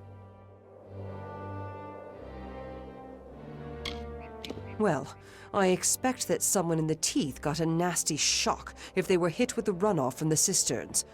Thank you for your help.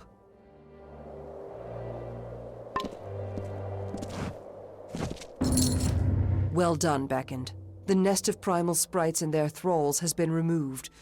Please take this as a token of Idilla's gratitude.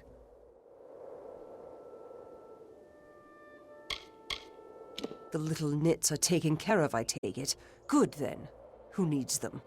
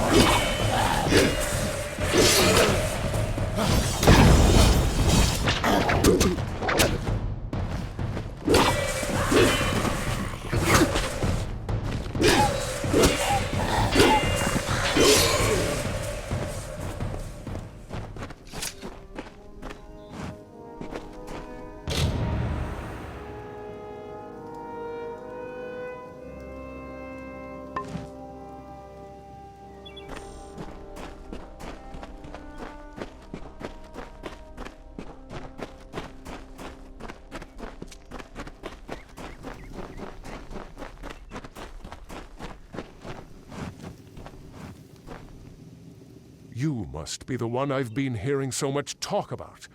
The one that has been beckoned by Athene. You are truly someone special. Special enough that perhaps you could help me with a task that has been of great concern to me. I am a loyal follower of Secandra and the Colossi Guard. If you walk safely in these lands, it is thanks to us, in part. We have always known that in our darkest times, the gods would send the beckoned. Now that you are here, should I be worried?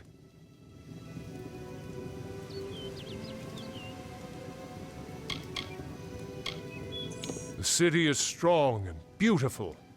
I hope it is the first of many other great Colossi works.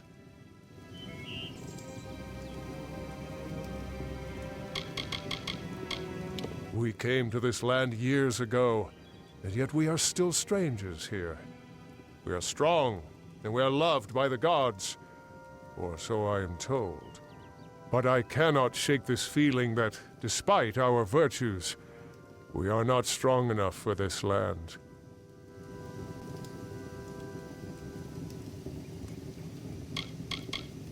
They were Colossi, but they gave up completely on the gods. They have reverted to barbarism now, and kill any they find.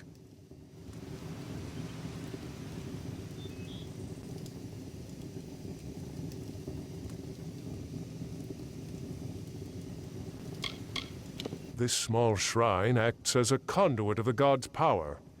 It uses only small portions of this power, but if we could get it activated... This place is crawling with vicious beasts beckoned, but more dangerous are the marauders.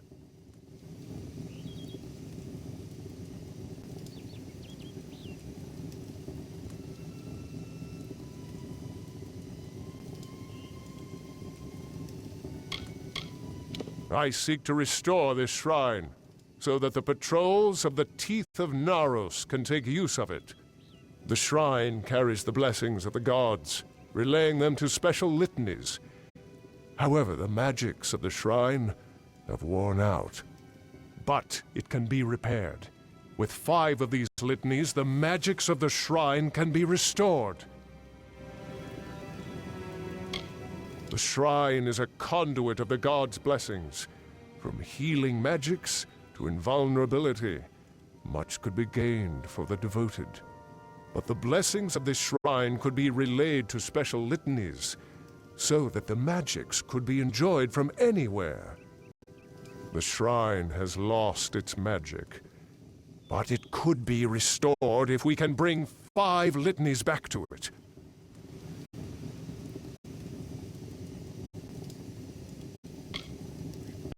Thank you, friend. I would search myself, but I would need to leave my post to do so. And I must keep the watch. 5. Yes, 5 litanies should hold enough magic to restore the altar to working condition. Gather them, and bring them here.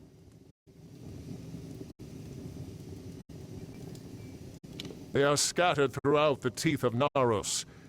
I could not say their exact locations, but if you look hard enough, you will find them. Farewell, chosen one.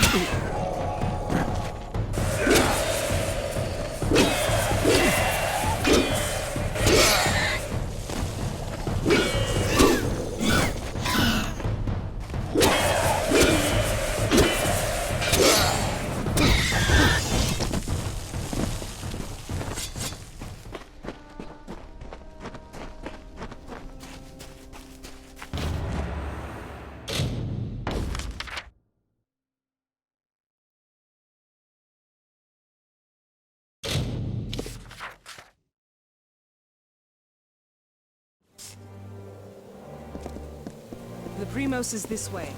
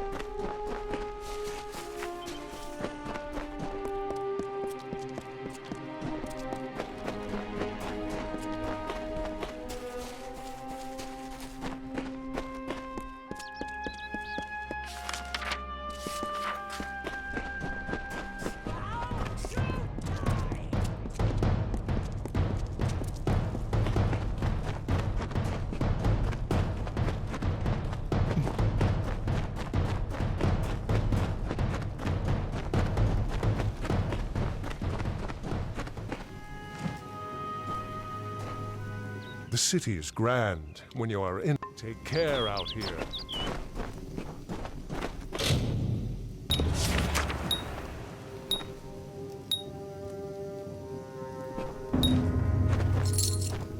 Now that you have placed the litanies at the litany altar and activated their magic, any other litanies you may come across will be helpful to you. Here is one I found while you were searching for the 5 to place at the litany altar. Take it as a reward. Thank you for your help, Beckoned. Take care out here.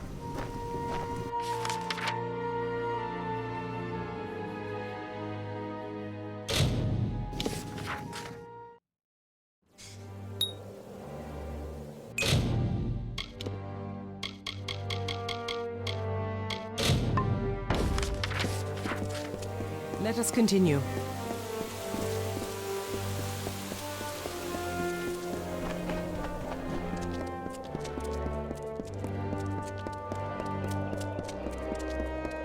Be careful here. How goes the search for my Galatea? Any news of her yet?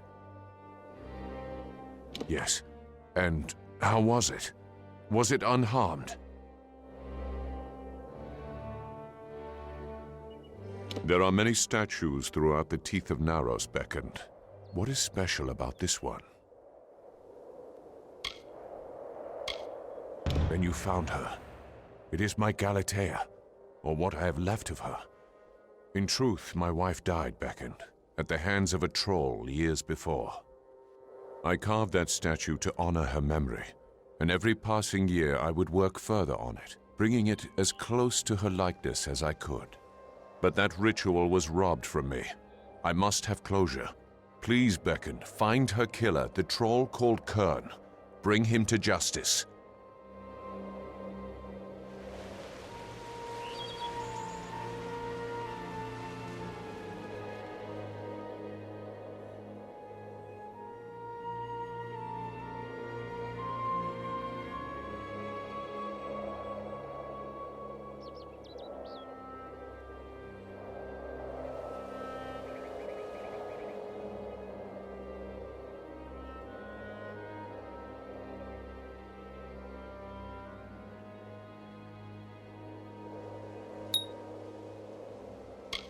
My wife was killed by a troll down in the warren. All I have left to remember her by is a statue I began carving for her down below. But as I am forbidden to leave the city, the only comfort I have is knowing the statue is still intact. Go back to the warren and search for him there. That is where he ambushed my wife and me years before. Goodbye.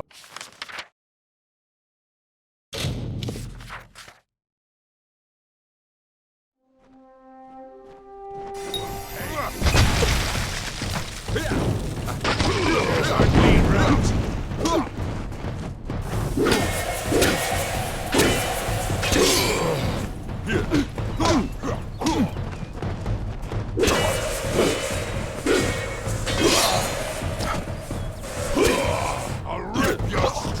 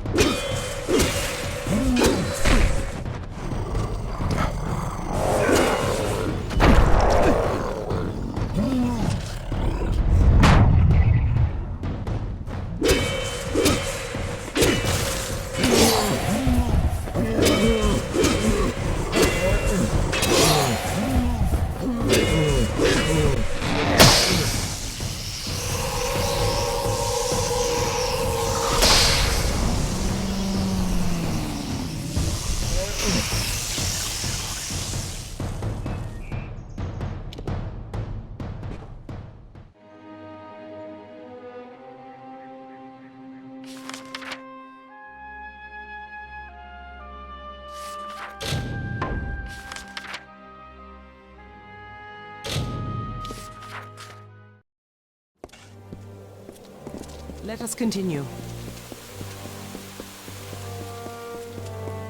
Watch your step.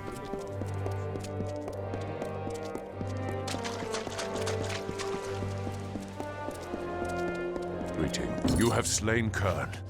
I now have the peace of mind to know that my wife's murderer is no longer around to torment her grave.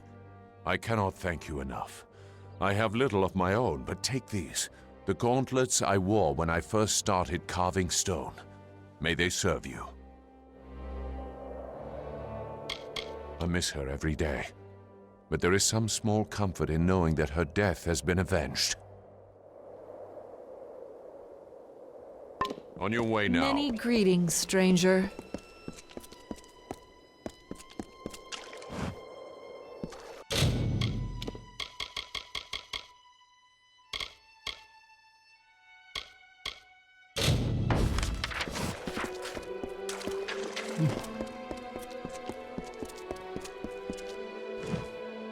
You have come again. Is there anything else you require?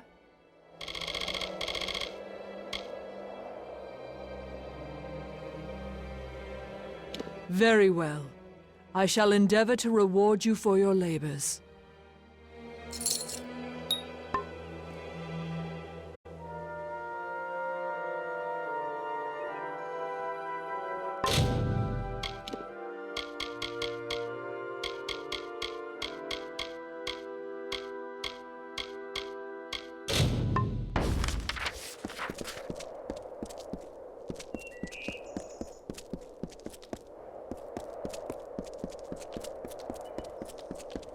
Mind your step here, Beckoned. I wouldn't want the Colossi's failure to claim any more lives than it already has. They are Colossi who succumb to the burden of this wilderness, letting it transform them into mindless brutes.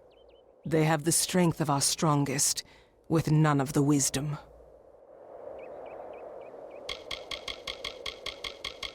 It is not here by choice. Or our choice, anyways. Such questions would be better suited for the Primos. Suffice it to say that this was made in anticipation of something that never occurred. Farewell.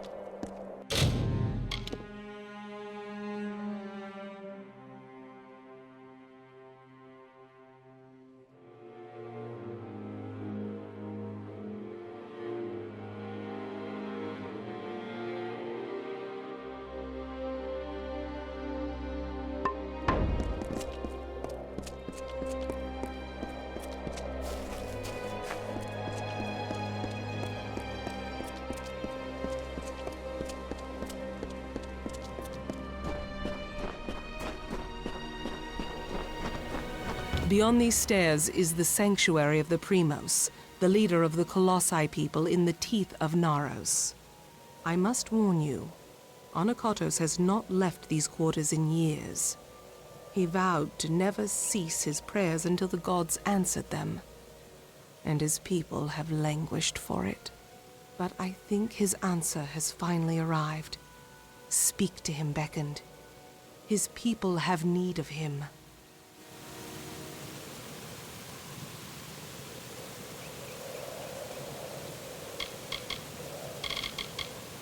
After years in his sanctum, I doubt he is the Primos I once knew.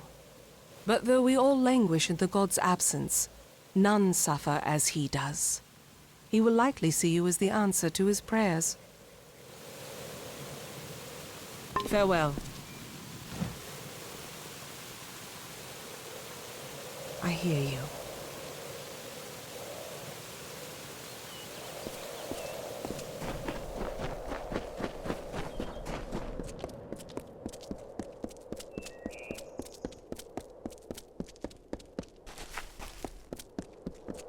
Beckoned, I pray.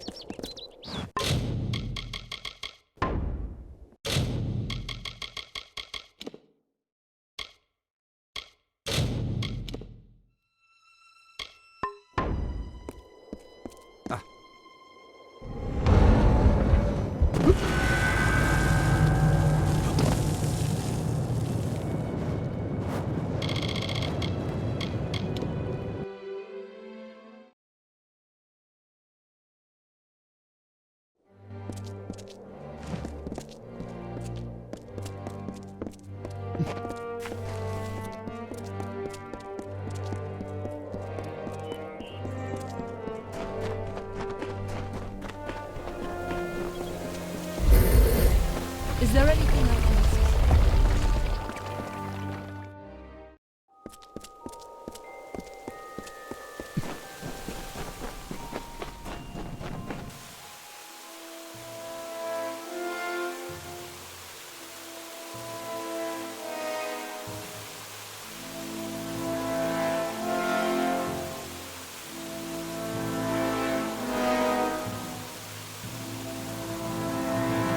And though the path be fraught with tribulation, know that it leads to the land of our greatness, and that we walk it with you. Such were the words the gods spoke to the progenitor of my race when they sought to guide us from our base origins into a fruition of potential. The words have been in my heart every day of my reign, but now they are embodied. Welcome, beckoned. At last, this city will be complete. I am the primos of the Colossi people. As I lead them in politics, I lead them in prayer. The messenger of the gods, one summoned to bring the word of faith back to our people. I always assumed that the beckoned would be one of my own kind, but you bear the cipher. Your role cannot be made more clear. The goddess has shepherded my people for generations. She was responsible for the growth of my people. Somehow, we were found unworthy of her. I have prayed to learn why, but her anger must be far too great. This is greater than any city or any temple that you will find in this world. Of that I assure you. But the city, though magnificent, is only half completed. The Colossi are the children of the Titans. We are the inheritors of their will, and we are the ones that will shepherd this world into a new age. This land is the crucible by which my people might be forged to their new destiny. Vicious and inhospitable, it rebukes my people's every step.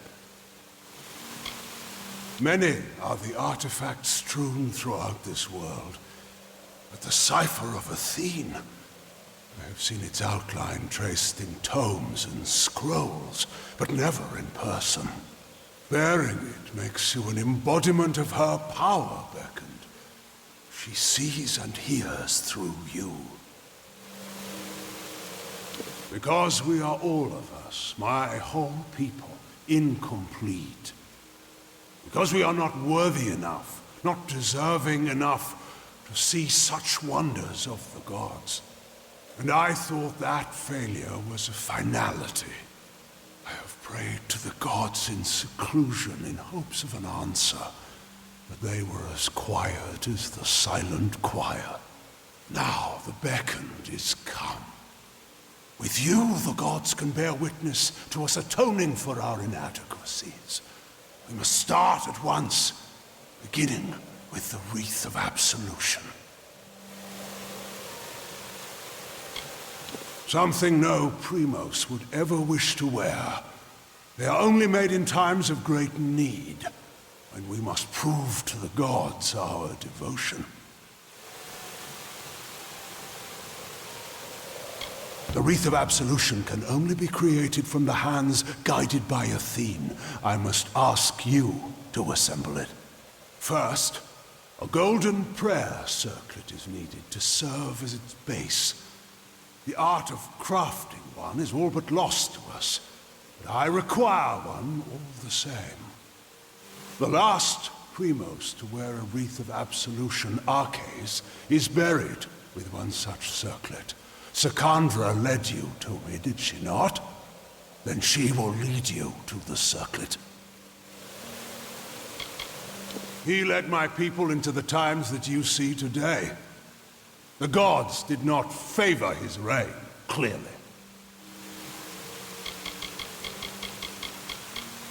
The Silent Choir is a group of our most faithful followers, and serve me as I serve the gods. So deep is their faith that they never speak upon entering service. It lies in his crypt, in the darkest pits beneath the city. They are old halls, and they have fallen into disuse. I understand there might be trepidations in taking such an artifact from my predecessor's crypt, but I assure you, it is ordained. The times we have arrived at are desperate, and when the heavens show their intent, one cannot stand too much on ceremony.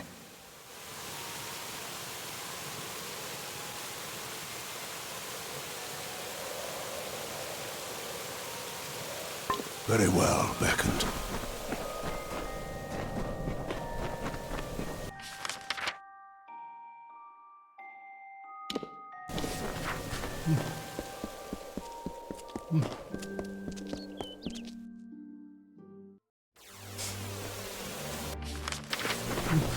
What is it? You return. Well, the Primos has not graced the ears of his subjects in ages. What has he said to you? The circlet of Arcase. And Anakatos expects me to lead you to it? Has his reclusion left him senseless? Has he forgotten his history as well as his people? Very well. As I cannot refuse the Primos, I will meet you in the crypts in the undersewers of the city. Let us deal with this as quickly as possible. You are the first to hear his voice in some time. I almost thought he would join his acolytes in their silent pact. But his prolonged absence from his people has taken its toll on his judgment. Does the crypt of Arcase have no sanctity to him?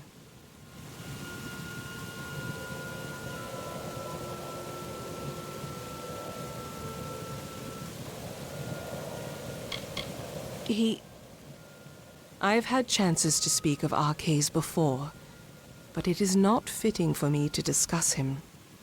Not now. We can find it in the crypts beneath the city's sewers. They are old structures, forgotten as the city was built above them.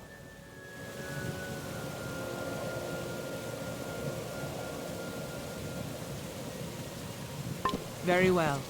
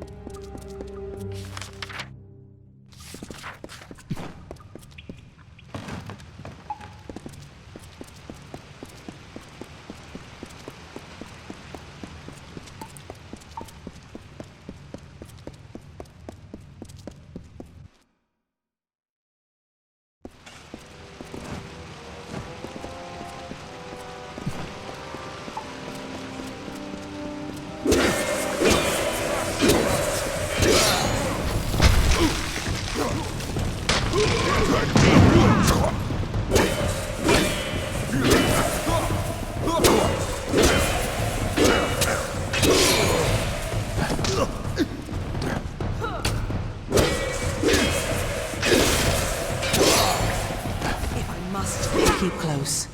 There are worse things than marauders in these lower tunnels. They have lurked these walls for decades, raised along with the city years ago.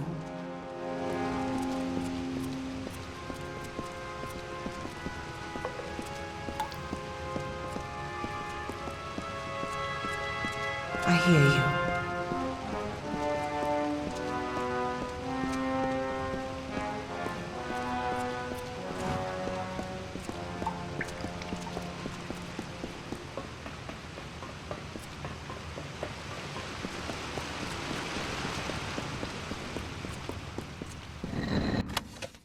There. That is the artifact you seek.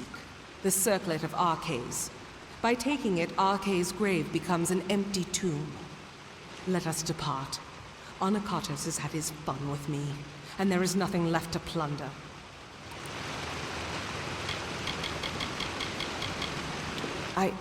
It is nothing I can share with you, Beckoned. It is not worth your time. I always thought that were I to come to Arce's crypt, it would be because of the work of gods alone. And here I am, by the will of none but Onakatos, flesh and blood. I cannot! I will not! Even after all these years, he has not forgotten his brand of viciousness. He knows I must obey his command. I apologize for my outbursts. However, it can be hard to let convictions go. But we must. We must.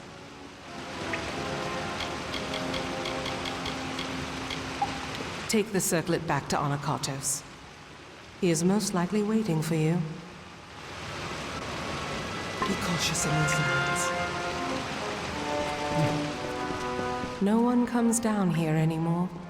It is left to ruin, for the Colossi have no more need of these halls, or those interred within them. How many years did our...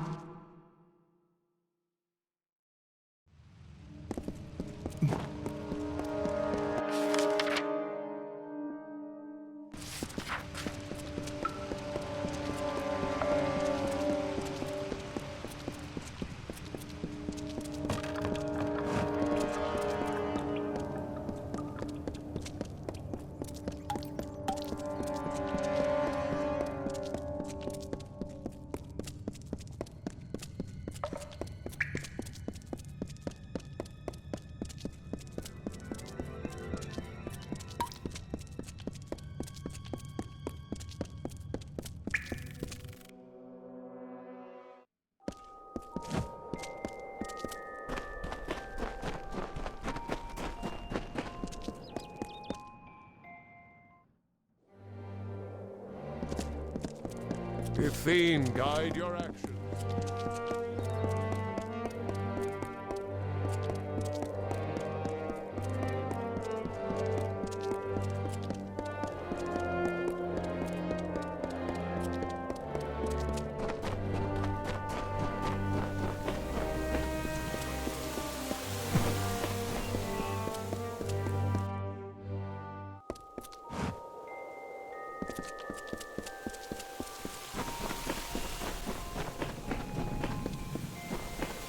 You bear the circlet of Arces. Then the wreath is almost complete. The foundation is gold with runes of prayer, as I said. Now, it must be woven with blood and toil. The Colossi furnish the foundation and nature furnishes the trappings. The laurels of the wreath are not crafted, but earned. We seek Teryx veins. Once they are ours, once the wreath is complete, the ritual of atonement can begin. I take it you have encountered a Teryx before. Likely the mongrel, carrion-eating scavengers that plague us. They are a common foe. We seek the veins of the Alpha Teryx. They are fierce and proud, all that is wild and savage in nature. To prove to the gods the righteousness of our faith, then we must conquer a mighty foe. They will serve.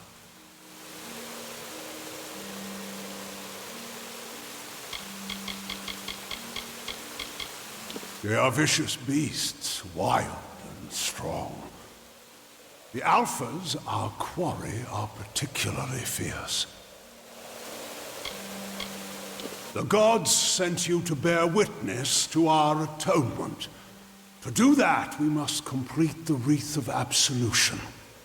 The wreath is made from the large feathers, the veins of the Teryx Alphas. They live in Eris to the south. We are so close.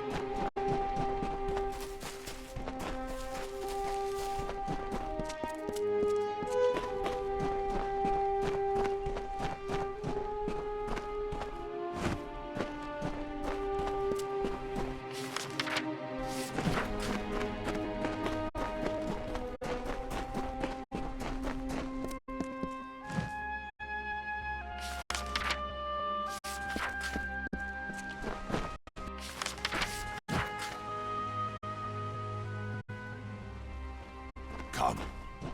Circlet must be built.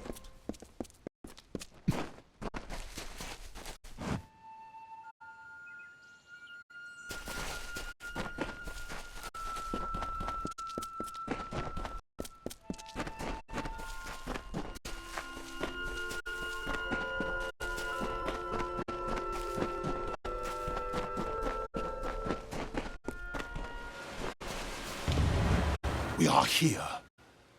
That is good. I feel hope stirring in my veins once more. It is the prospect of reconciliation that has granted me a second youth. Come. We must kill the Alphas of each Eyrie. With their veins in hand, we shall fulfill the gods' wishes.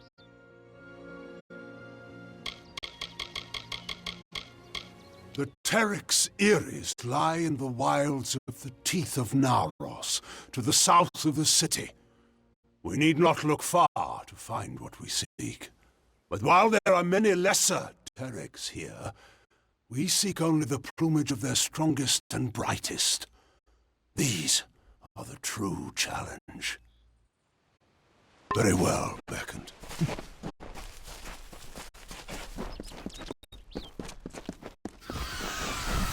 Feel my wrath!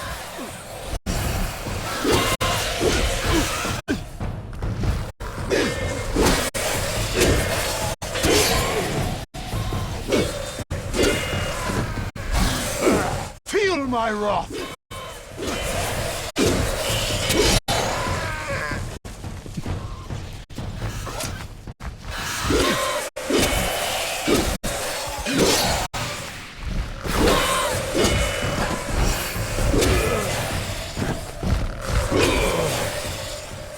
Feel Balin's embrace!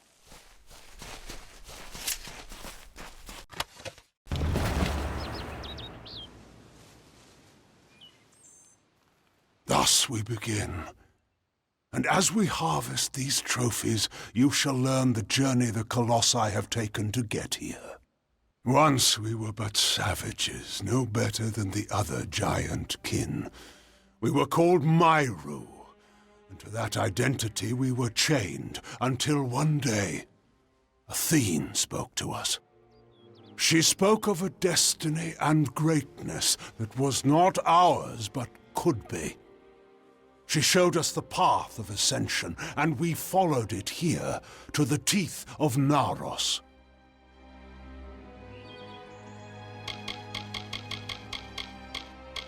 No, we are far from the homeland of our ancestors. Undoubtedly, the gods wished us to renounce our savage history. It was necessary. Though the Jotun and Etin once regarded us as kin, they grew jealous of us, of the strength we gained from the gods' favor. Tensions rose to war. It was a sign from Athene to my people to seek a new homeland, where the bounty of her wisdom could be harvested eternally.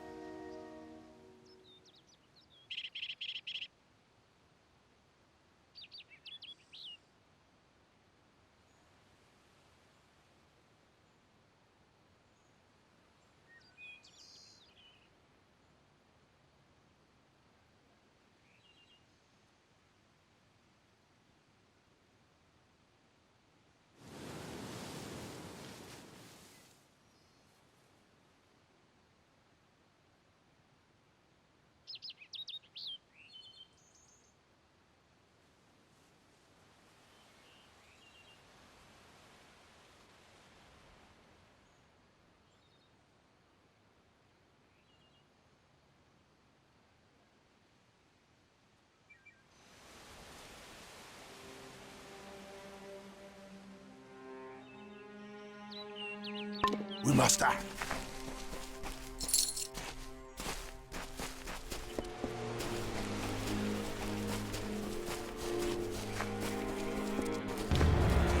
Feel my wrath!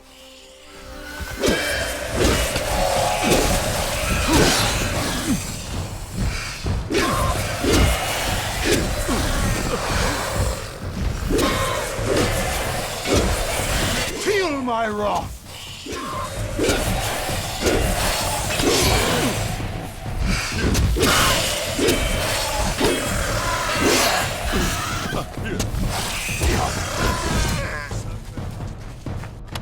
We wandered the teeth of Naros in search of the homeland we were promised. And when hope seemed lost, we found the Hyperion. It was a divine artifact. No mortal hand could have crafted it, a massive stone, alone in the wilderness, with the image of a floating city engraved upon its surface. At the city's heart was the Hyperion itself. We knew then Athene was tasking us to craft this wondrous city, to form a covenant. But we betrayed that ideal.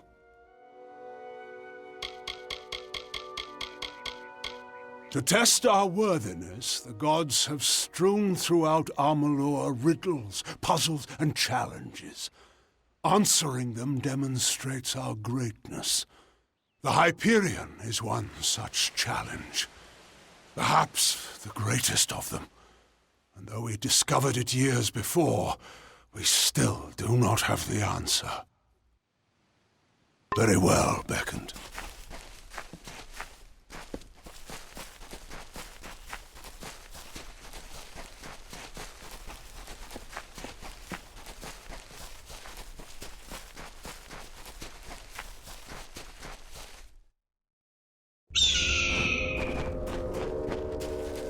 Feel Balin's embrace!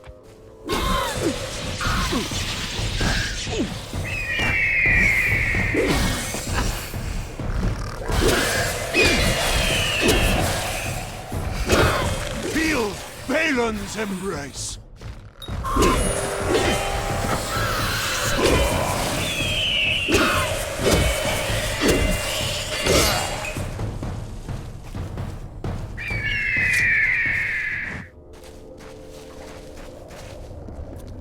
Feel Balin's embrace!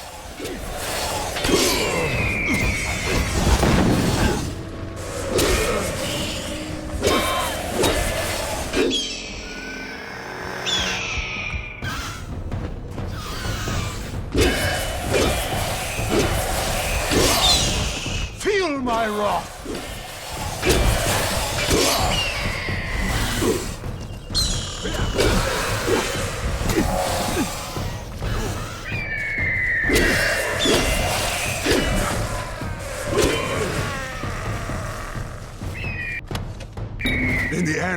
city rose, but the Hyperion did not follow. The heart of the city remained unmoved. That we could not abide.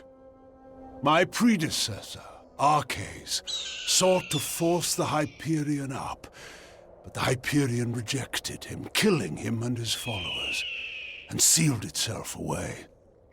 Our work here is concluded. As a show of thanks, take this helm. Once reserved for our strongest fighters, it is only fitting you receive it. The cipher you carry is a conduit to the gods, to their wisdom, their judgment, and their power. You carry it, and thus you are their intermediary.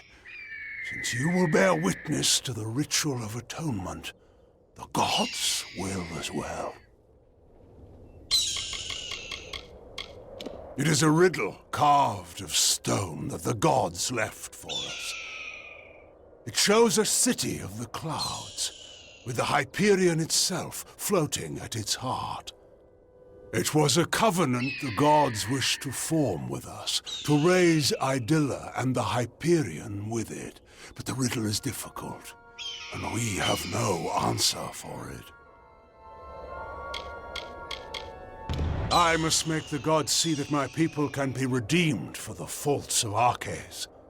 With the wreath in hand, I can conduct a ritual of atonement. As you bear the cipher, the conduit to the gods, you will bear witness. Come, we must conduct this ceremony at the site of our original transgression. Let us go to the Hyperion.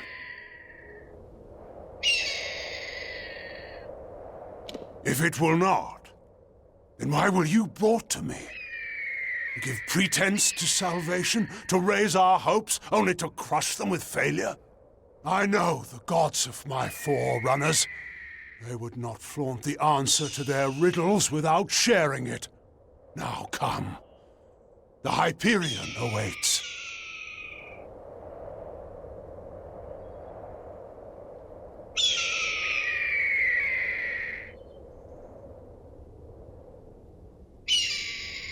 We must act.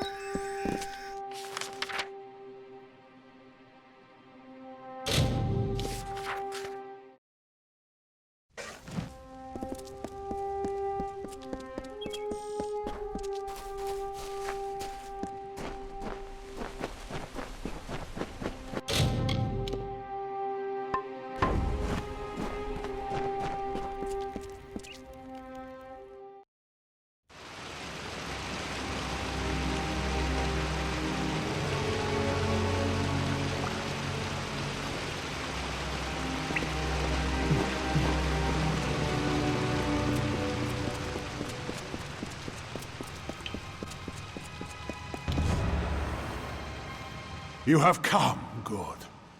We stand in a ground once hallowed beyond all things, now tainted by the excommunication of my people. Ever since that terrible day when arrogance and desperation brought about the disfavor of the gods, my followers have tended this place. Now come. We shall go to the antechamber of the Hyperion, the very spot where the sins of the Colossi were answered.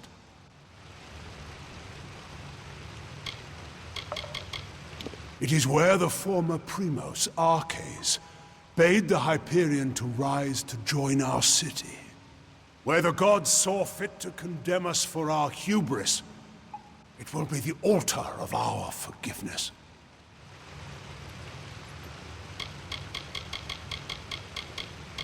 The antechamber is the flawed design of Arcades. It was the means by which he sought to force the Hyperion to join the city. It was to do so using the spark of divine magic Athene placed into each of us, that these fragments combined would create a force equal to that of a god. Such power was never meant to be wielded by the unworthy. The energies struck back at Arcais, and the many assembled in his chamber, killing them.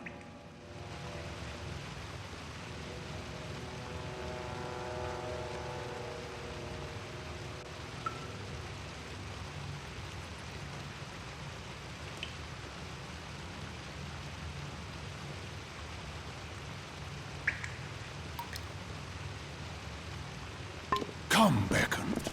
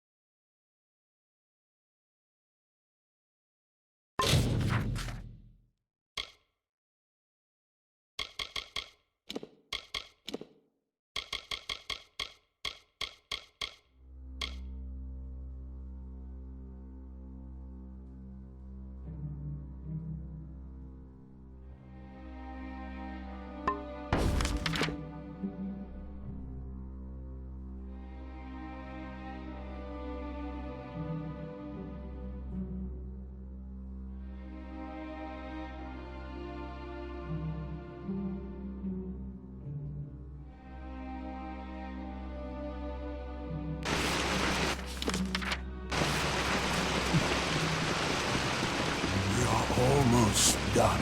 Much was ruined in that dark hour. The magics holding the paths together were unbound. Only the cipher can reorder such magics. Press ahead and set the path.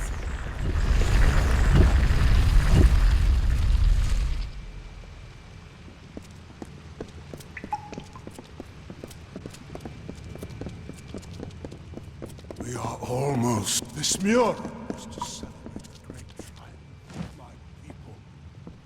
The city floats. It is nothing without the Hyperion at its heart. If you were curious, I could... The mural you see before us is meant to represent the triumph of my people. But all I see is a broken promise.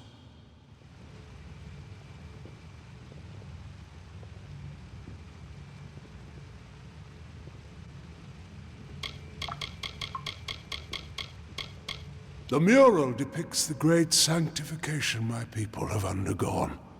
We were never to ascend past the brutish people you see depicted. Yet here we are now, thanks to the will of the gods and their tests of valor. But now that they've fallen silent, what awaits us? I know the answer already. Regression. The end of this awaits. Again, we find the way barred. I'm afraid I need your help once more.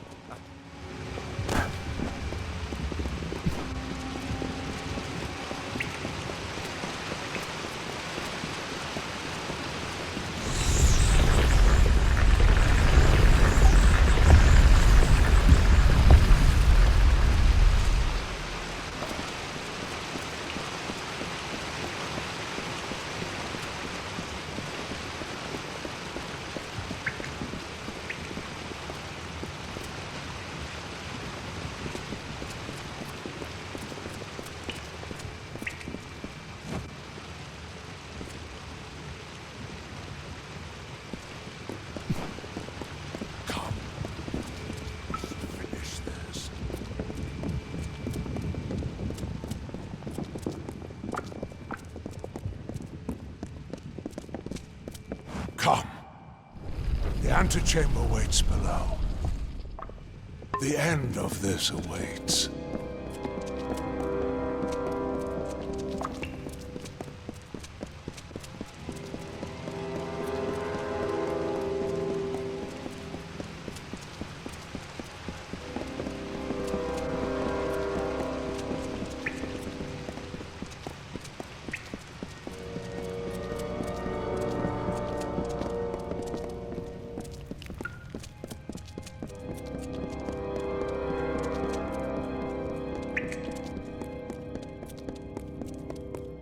We have reached it. Beyond that stone is the Hyperion, the gift of the gods, the symbol of a covenant concluded. It rests out of reach, waiting for the day when the gods forgive our trespass, when they find us worthy again. Until now, I feared such a day would not come. We should begin. The gods visited this room once before. It seems only fit that you occupy their position. I will take my place where Arcais once stood. Long before, Arcais dared grasp the power of the gods and was judged according to his impudence. We act now as their analogues. In you, the gods visit this chamber once more. You shall stand where they appeared and made manifest their wrath. And I shall stand where Arcais stood and bore the brunt of their imminent will. We are so close now.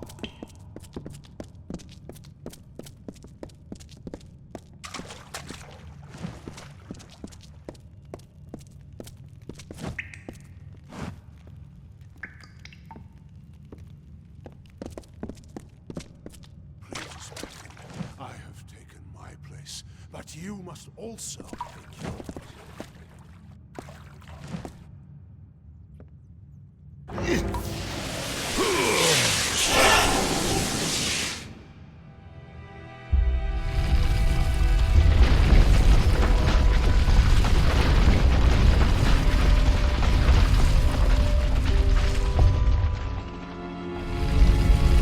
Thank the gods! Praise be to them. After all this time, I bear witness to their confirmation. You have done so well, Beckoned, to bring the cipher to me and to let me use its strength. With you, I can do what Arcais could not. Command the Hyperion. This chamber harnesses the magic needed to control the Hyperion. Before you appeared with the cipher, no force was sufficient. I knew that when we first met, when I first sensed the cipher, that I could unseal the Hyperion and command its power. Why else would the gods furnish you, whom I needed most in my lowest hour? The gods have found my people unworthy of the gifts offered us. So, using the Hyperion, I will see Idilla destroyed. The wicked will be purged. And once the city falls, I will reforge the ruins in an image the gods find acceptable. I'm sorry, Beckoned, but you must be a martyr for my cause.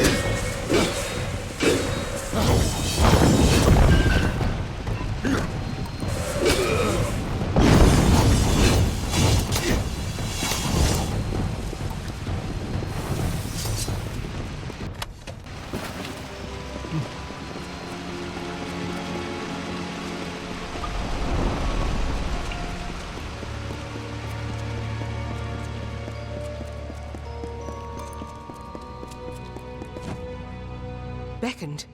What has happened? Why are Onakatos' acolytes attacking us? What is he doing with the Hyperion?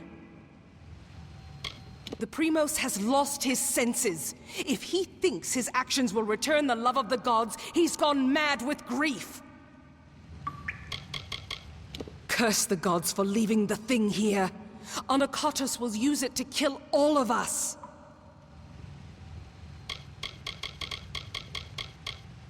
Destroy Idylla? No. That zealous fool. Have the loss of his gods driven him to such despair to use the Beckoned and the Cipher for such ends? We must make our way from this place. We cannot stop Onakatos from here. Take this shield. One of my soldiers dropped it when the Silent Choir ambushed us. I hope it protects you better.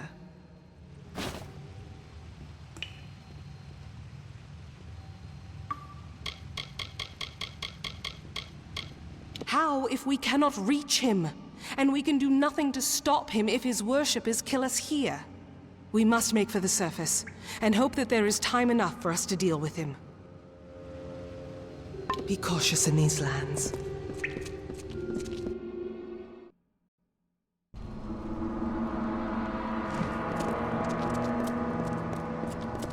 What is it?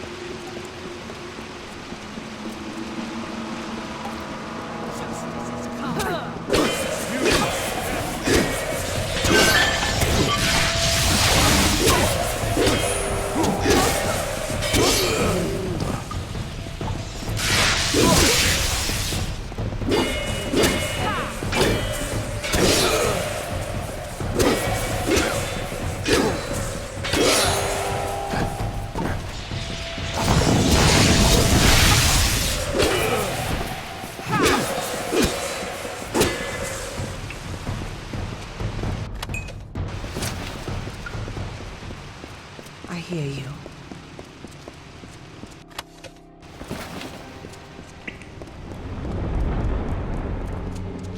Onakatos has sealed himself in with the Hyperion, and his Silent Choir will lay down their lives for him.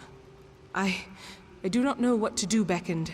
I have defended my people from beasts and disasters, but nothing like this. Of course, I will not let Onakatos destroy my people because he believes the gods demand it. I know we have the strength we need inside of us, despite his claims. We are worth saving, even if the gods disagree. But Onakatos has sealed himself in the Hyperion antechamber. Without the cipher and knowledge of the Hyperion, we are lost. Onakatos was clever by exploiting your power. The cipher must be the key to unlocking the Hyperion, and he has broken it in his plan. But that is the one thing my people have been unable to do since we first came here. Only the Primos would know enough about the riddle for us to even try. Onakatos and his Silent Choir had a monastic retreat in the wilderness, Naros. If we need his knowledge, we best start our search there. It is an old portion of the city that was never raised up. It was supposed to be a shrine of quiet contemplation. Now it is the refuge of Onakatos' Silent Choir. The complex rests where it was first carved, in the Mountains of the Teeth. Be cautious in these lands.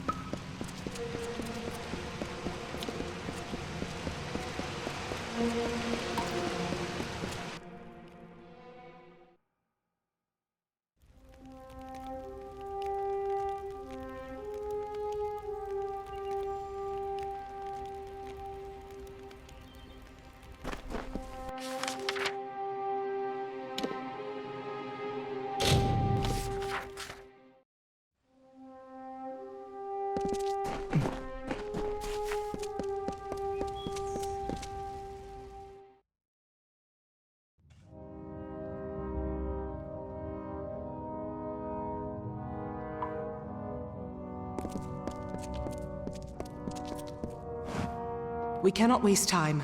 There does not appear to be much here, but we have to be thorough.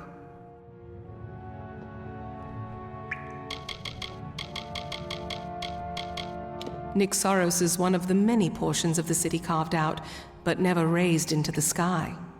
Anakatos and his silent choir use it as a retreat. We should try near the shrine of Athene. Anakatos prizes her above all else. I would wager he keeps his secrets with her. Farewell.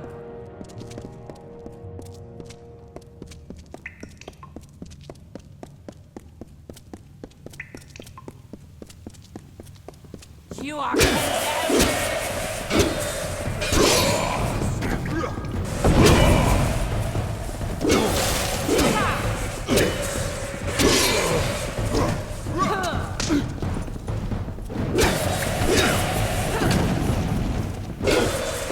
The gods come!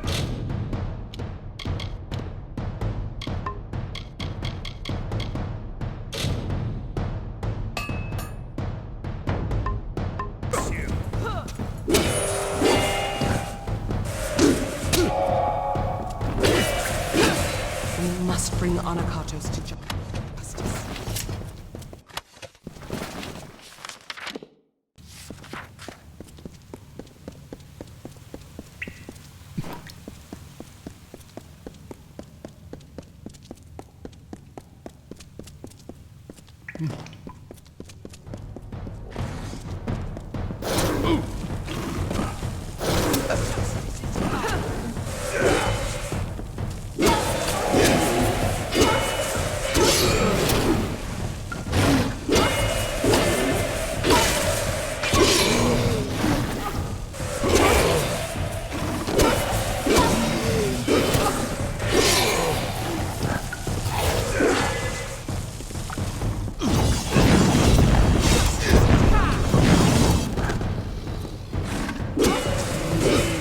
Bring Anakatos to justice. I, Anakatos, make this record in penance for my disappointment of the supreme goddess Athene, in hopes that I may return to her favor, so that I could help my people find her strength once more. I have committed several acts that may have angered her, and now I purge myself of them so I might find her grace again.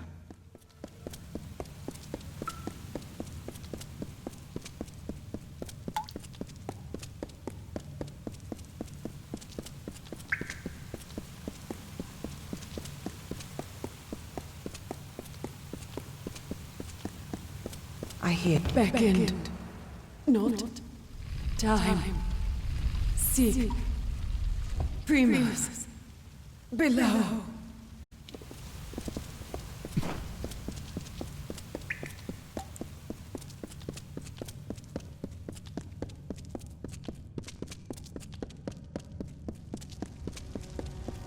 I am afraid we have dishonored my master, Arches.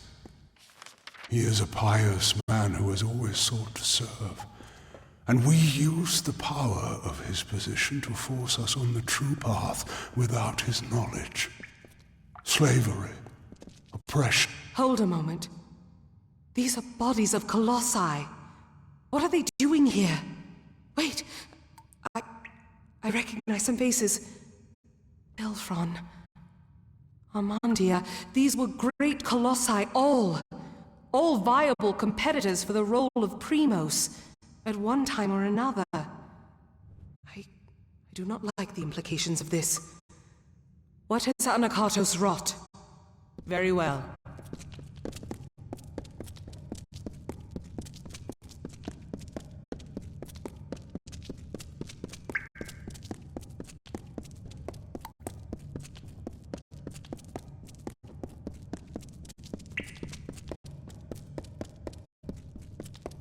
Trespassers, you are too late!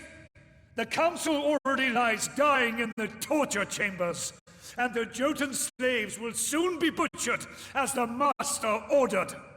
Come, brothers and sisters, let us deal with these curs.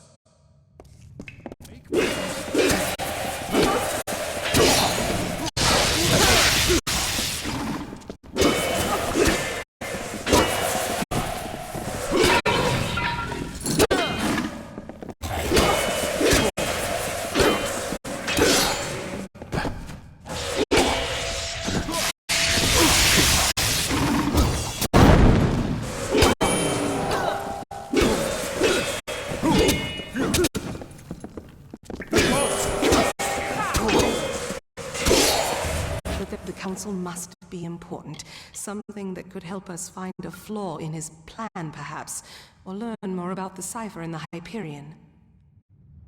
I do not know what the council is, but I have had enough surprises today. I only hope that we can find it of use. I know what this place is now. These travesties, these heresies, these are what Anakatos truly is. I can only imagine what labors Anakatos had them perform. Could this have been the cause for Karank's war? I do not believe so. The council is dying if Anakatos' dogs are to be believed, and the slaves are to be executed. I am unsure who we should be trying to help, but you are the beckoned of Athene. I must defer this choice to you. So decide. Do we go to the slave pens and help the slaves?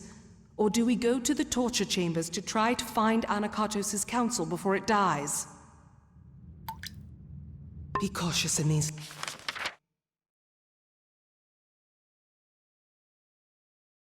lands.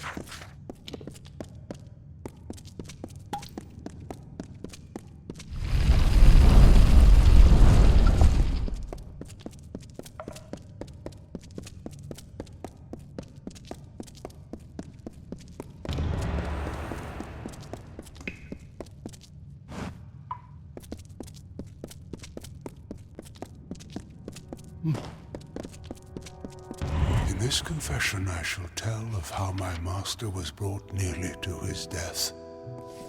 Arches failed Athene in our mission to bring her servants to a devout state that would be worthy of her power and wisdom.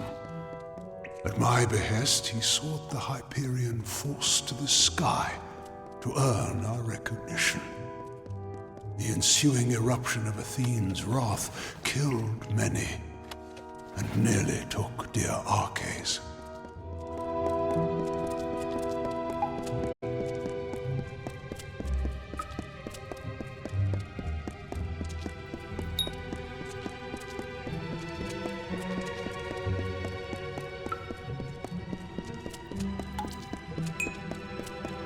I struggle to keep sweet Arches alive so that I may find in him the knowledge and power of the Primos, and in doing so can find the answer I needed to bring myself, my people, to perfection, to regain the goodwill of the great goddess. Thank Athene that my followers continue my work while I tend to my master.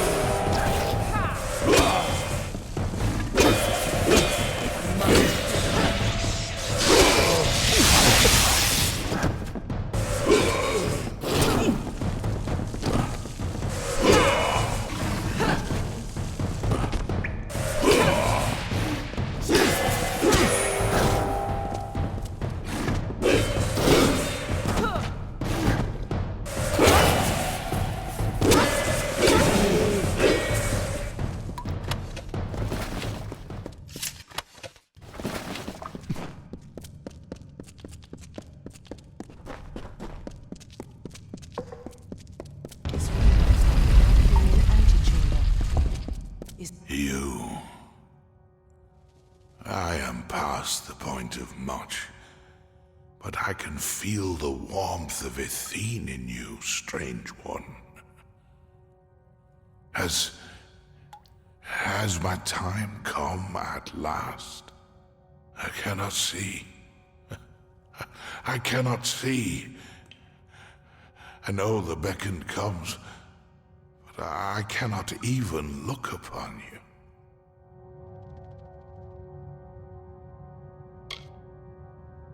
I am beyond rescue. Anakatos kept me alive, and though I wished for death many times, I knew I had to live. Athene commanded it, for I spoke with her the day the gods struck us down for our folly. The day Anokatos hid my broken body and told the world I died. But I leave you not without a guide. Tell Sikandra she must remember her last day. She must. Arcades. I had always... He had died. He had died years ago when the gods rebuked him and our people. It was truth.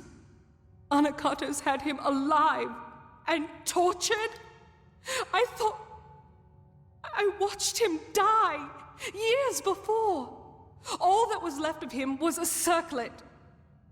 A circlet.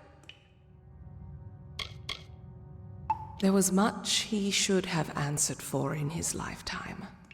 But what we saw in Naros, he didn't deserve it.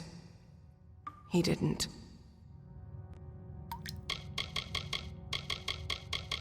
Freeing them was a wise course of action.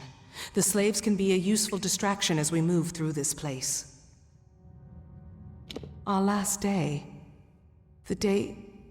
Could it mean the last day that I saw him? The last day we spoke? Before the Hyperion tragedy, he asked me to escort him through the wilds, to the shrines outside the city, the shrines of earth and air. He told me to remember them when times seem bleak. I thought nothing of it, but could he have known about this? About now? I once thought that faith was what would ruin my people, the thing that would distract them from their happiness. But I see now, it is apathy. To not care for our people, that is Anokatos' sin. As I thought it was our cases before him. But this is so much larger. Larger than I ever thought. An Arcase. He always knew that I would be here. He must have always known. It is an ancient place high in the teeth of Naros. I do not understand its significance. But we need answers, not more riddles. Let us unravel this as quickly as we can. The fate of my people is at stake. I don't know why Arcase spoke of this. Apparently, it's necessary for unsealing the Hyperion. But how? I was expecting answers from Naros, and we're only getting more questions. Something is wrong. Anokatos wishes to destroy Idylla, but how close is he to his goal?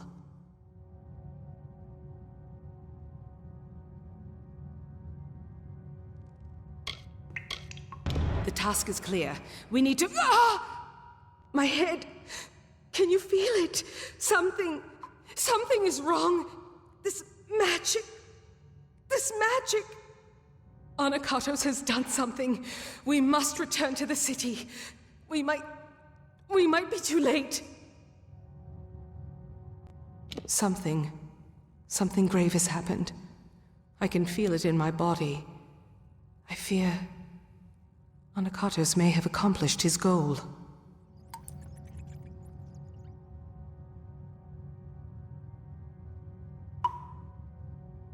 Farewell.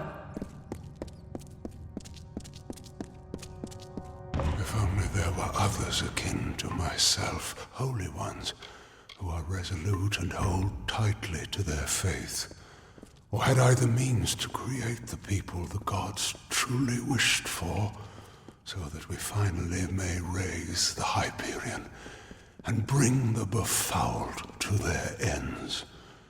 we would do for Athene what she most certainly demands of the wretched.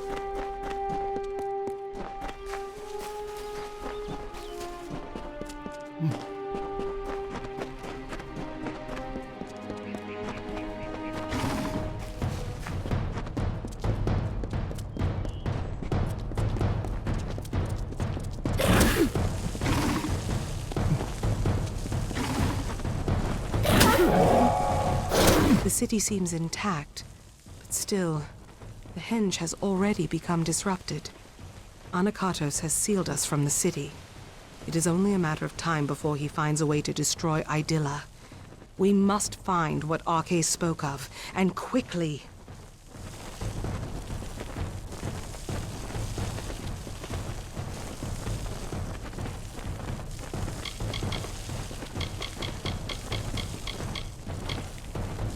Arche's requested specifically that we go to the shrines of earth and air on the last day we spent together.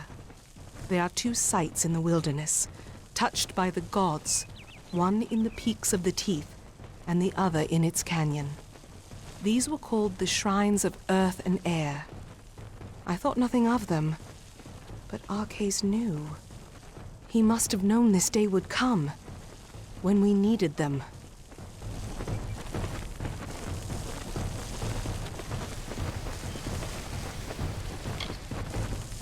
Yes, I was young, but a talented guard. He asked me to escort him personally.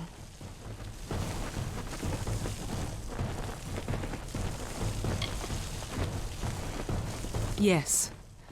The Hyperion was larger, more impressive, but these areas bore the same mysterious substance that the Hyperion was crafted from. We have never seen its like before. It must be some divine element. The gods use it then as a marker for us.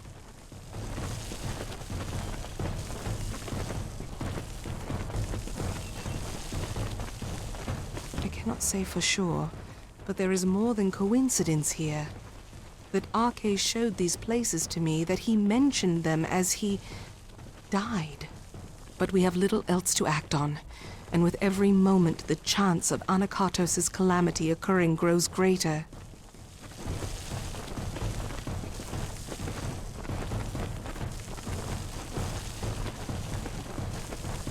It rests in the teeth of Naros, but south of the Hyperion and the city. It is nestled between the great crags of rock that make these mountains.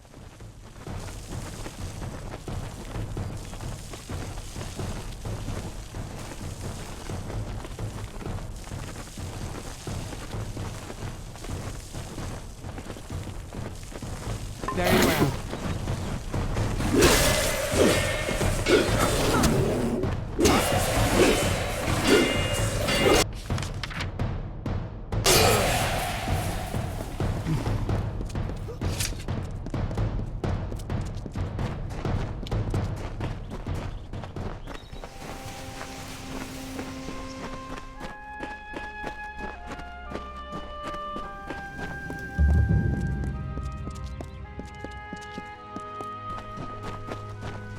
Beckoned, thou hast gone.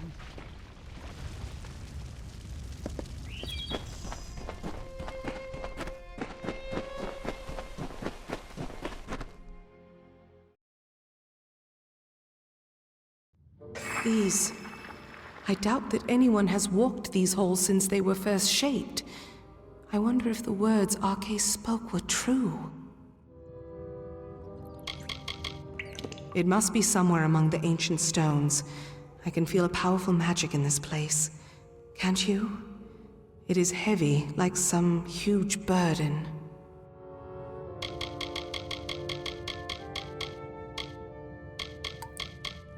The Shrine of Air is a holy site we found nestled in the highest peaks of the Teeth of Naros. We found a stone there, the same material as that of the Hyperion itself, but we never knew why the gods left such a marker. It lays in the crags of the Teeth of Naros, in the shadows of the great rocks. There is a stone there that resembles the Hyperion in its own way. We don't know why the spot was marked the way it was. Perhaps we will finally find out. I do not know for sure. When Arcais came here with me years before, he said this of the Earth Shrine. The Earth is dark and heavy, and dangers hide unseen. Accept the light in darkness, for it knows the way. A light in this gloom is welcome, but I would not wander too far off the path.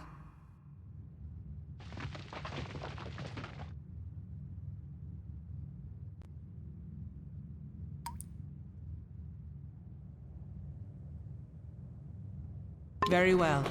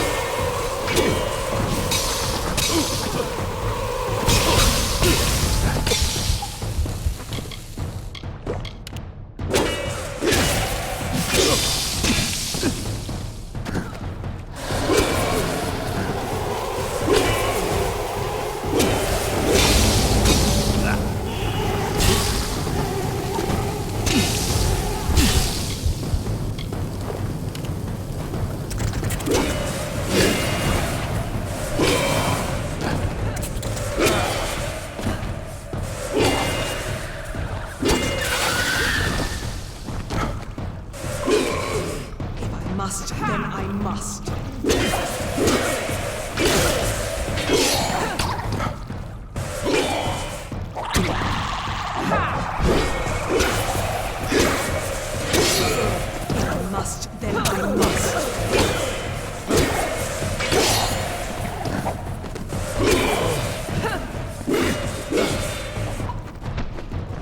I hear you.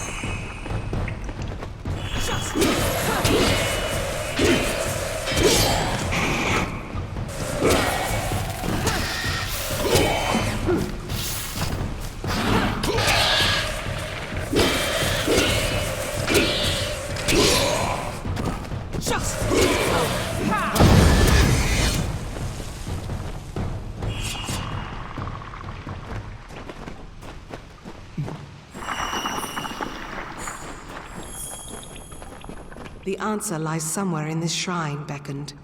We have to find it in these caverns. Farewell.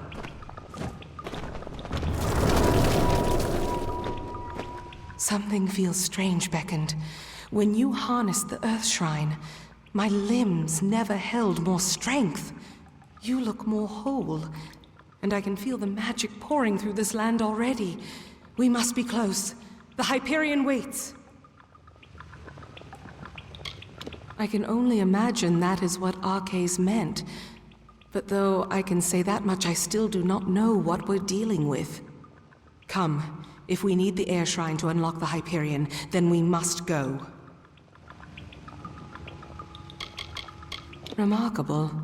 It looked like the Hyperion in its own way. The gods, when they made the Hyperion, they must have left this as well. But it felt entirely different. Like if I touched it, I would suddenly collapse under my own weight.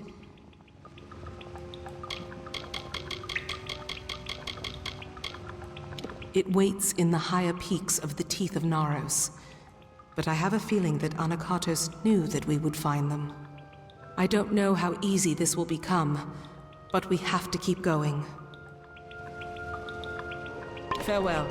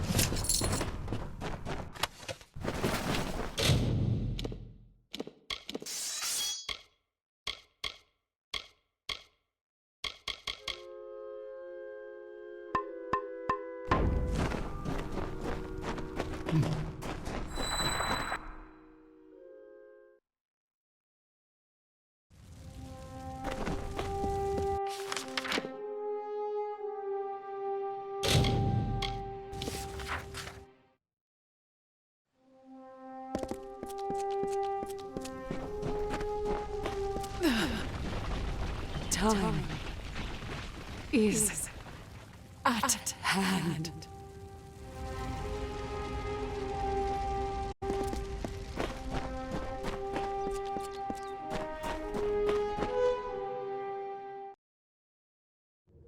The path opens once more.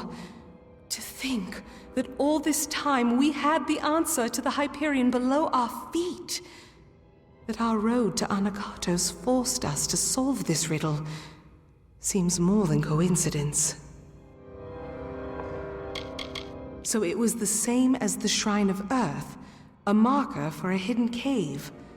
What could it mean? Did the gods plan this so thoroughly?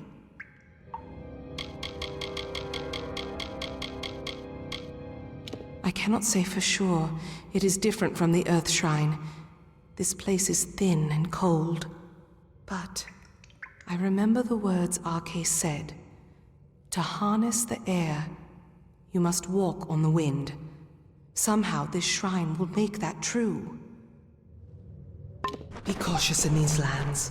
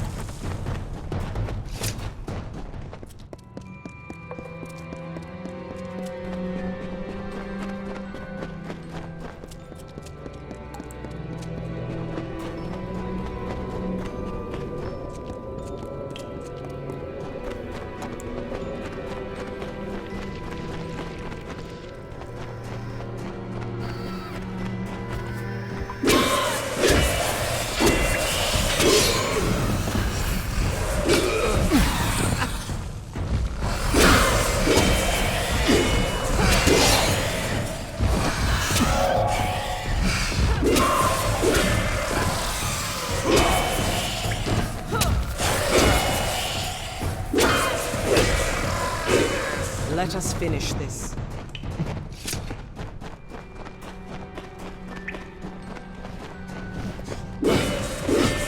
If I must, then I must.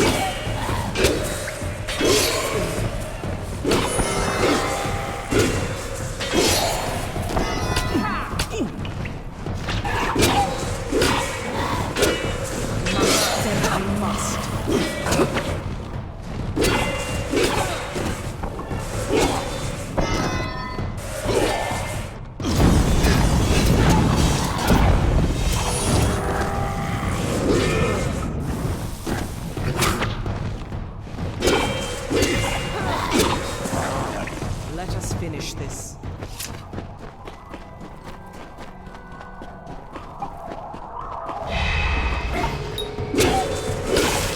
Must, then I must.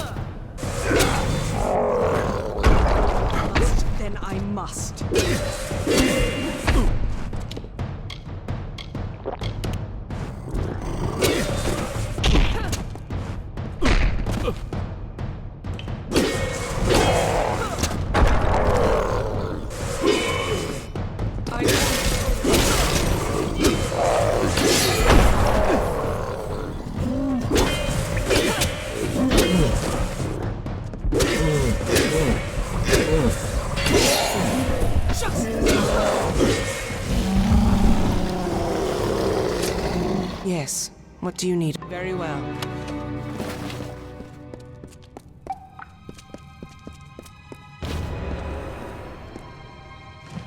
The cipher is whole again. As are you. We can unseal the Hyperion that we might stop Anakatos. And we've done so much more. I thought this all was to bring Anakatos to his judgment. But I was wrong. There is much more at stake here. It was so much like the Earth Shrine, but different. When I got near, I felt so light as to be blown away. A hidden cavern. Then the shrine itself was not important at all. Not the stone, but what rested beneath it.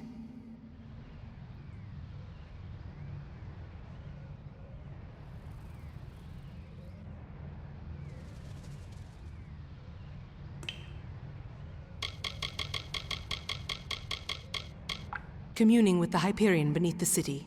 We have to stop him while we still can. How long have we left Anakatos to his task? And Idylla still rests. What is he doing?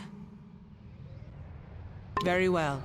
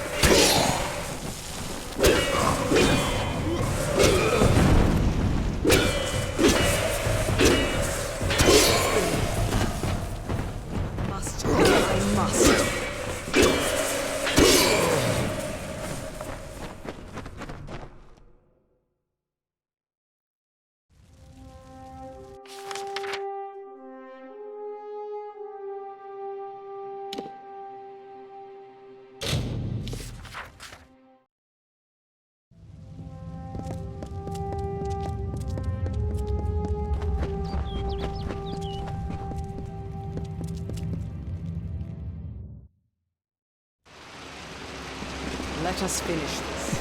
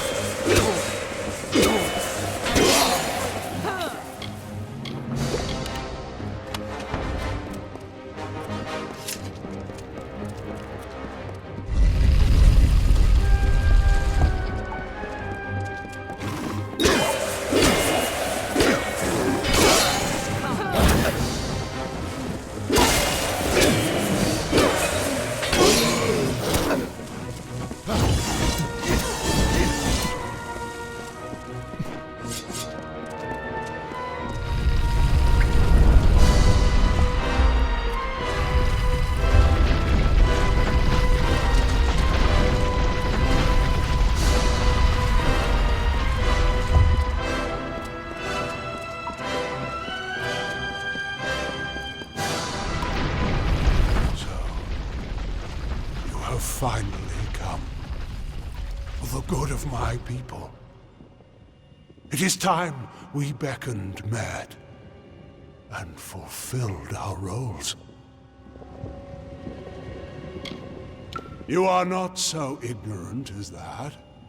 You are the avatar of Athene herself. I thought you had been sent to purge my people of their limitations, and I was right. But their chief limitation is not sin. It is fate. It is the fate of my people that must be changed, not their piety. That is what stands between us and grace. Our ordained savagery. With the Hyperion and the cipher, Athene granted me some understanding of her work. The Hyperion augments a certain kind of magic, your own. When you shift fate before it, it amplifies that through the cipher and across all my people. She has taught me much while we talked, beckoned. How I can truly serve my people by dying for them.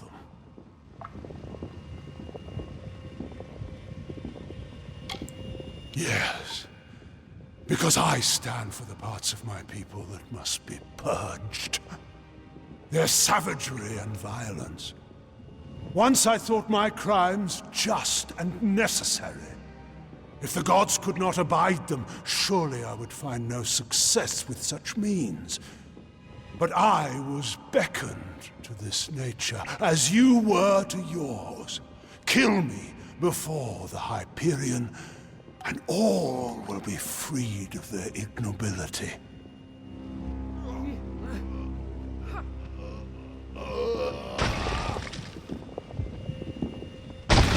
Justice will be swift. Feel Balin's embrace.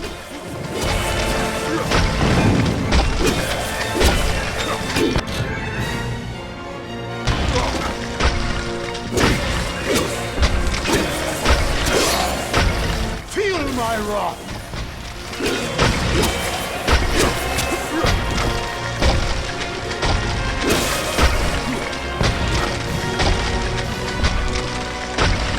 Witness my strength.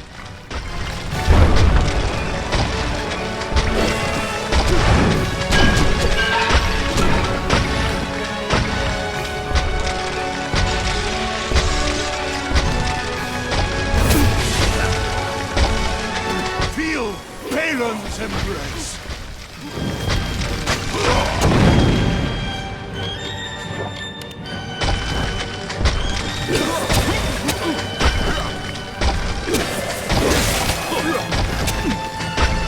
Feel my wrath.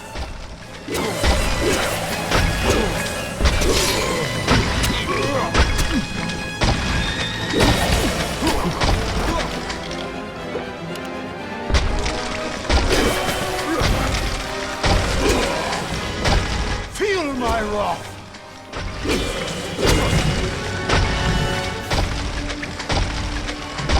Witness my strength.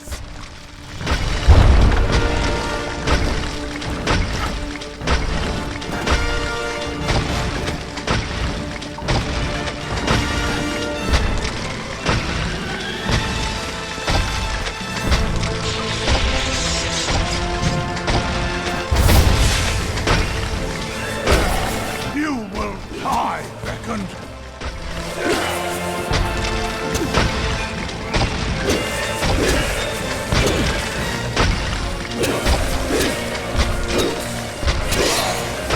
You will die, beckoned.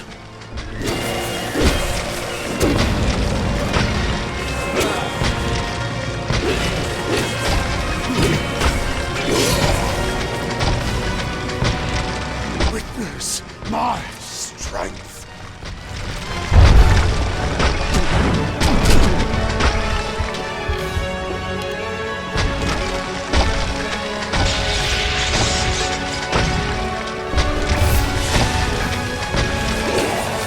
Feel Balin's embrace.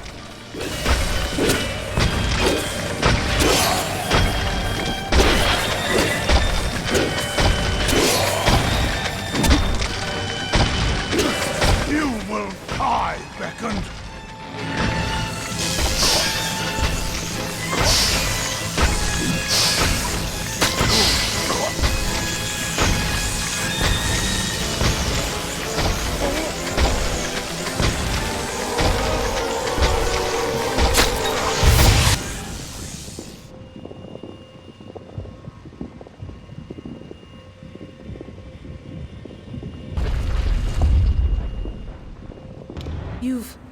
You've done it. Anakatos has been killed. But that energy that came from you, it raised the Hyperion. Without its magic to support the structure, this whole temple is coming down. We need to get out of here. Very well.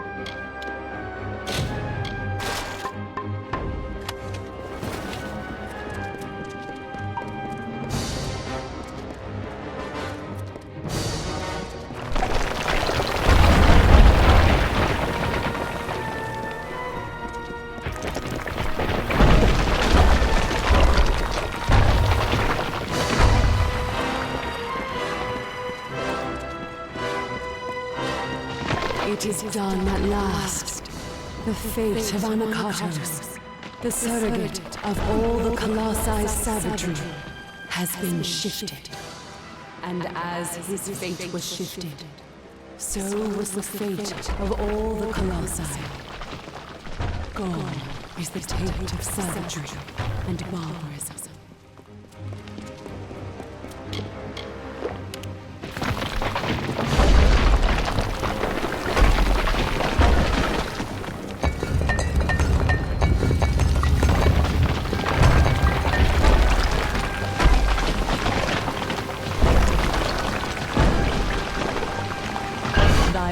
For me has finished, Beckoned. Thou alone could do this, and as thou aided me, I am forever grateful.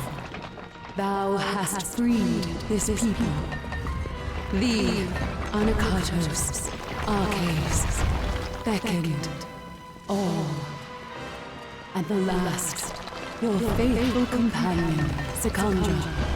I beckon now. Her people need a leader for the glory that lies ahead. Secondra will be Primos. What can I do?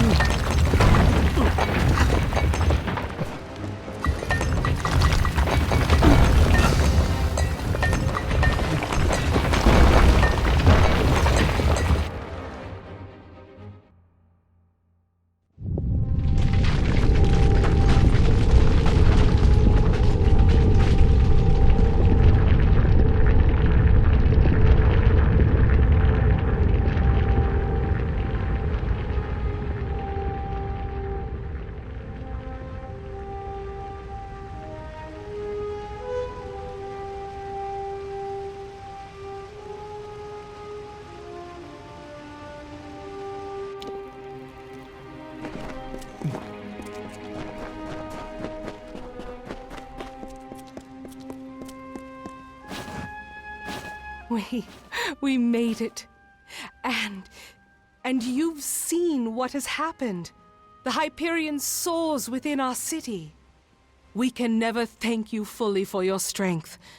This armor is ancient, hallowed and strong, much like yourself, Beckoned. Take it. You have given us so much. I see the compassion and the influence the gods have had in my people's lives. My life. All along.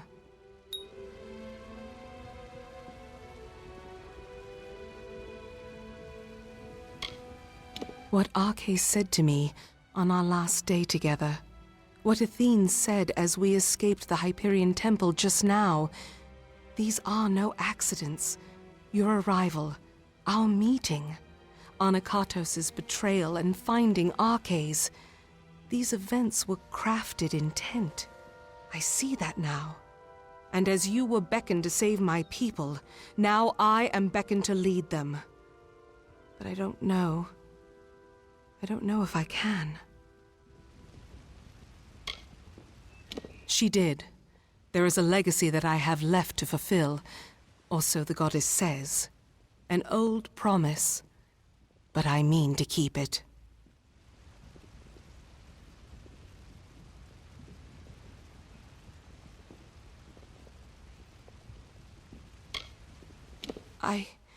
I may for a time, but only until there is one more suitable to lead. I have no taste for the office.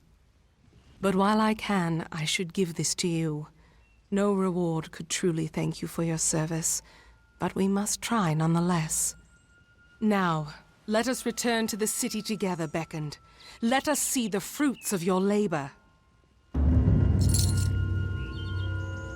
Be cautious in these lands.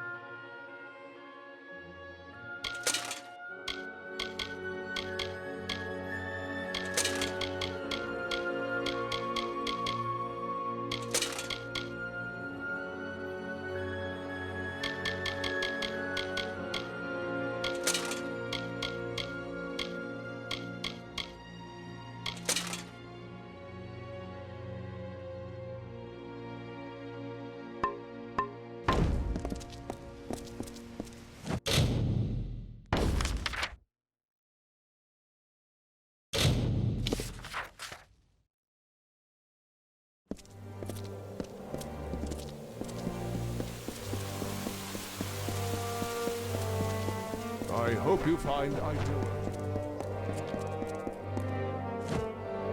What lies below is seen above. On this day, I see you. I am the Oracle of Idela Haladite, and I bear a message for you. A friend to the Oracles, he kept the traditions of our people strong, but it might have been because he did not hear the gods as clearly.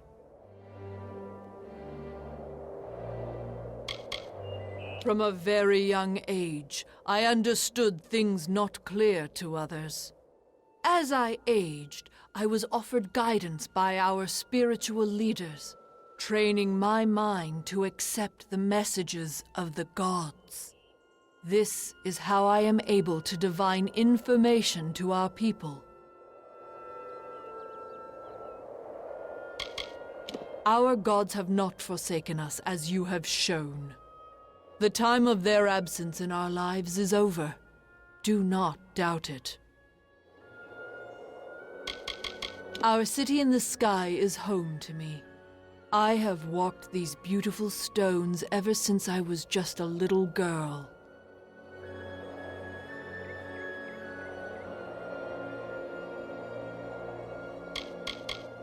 We were chosen by the gods to shepherd their greatness throughout all of Amalur, but you will start us on that journey. They are colossi who have regressed beyond the point of saving. They seek savagery and oblivion only. Oracles divine the meanings of messages or visions from the gods. Anakatos did not ask for my service, but with him gone, I am free to resume my duty. It comes from the gods. With the Hyperion raised, my powers of divination are at their strongest. A new era comes.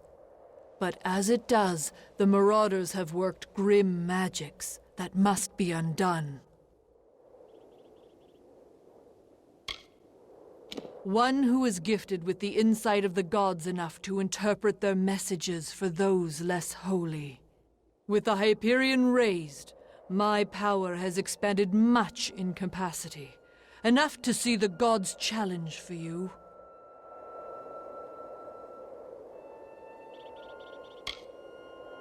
Built into this city and these lands are circles of sacrifice made by the Marauders and the fallen of our kind. They are an affront to our gods. My insights show that should the guardians of these circles be killed, the gods will leave great rewards for the ones that will help. Your abilities are great, and so is the reward offered. Face the first circle, the altar of doubt.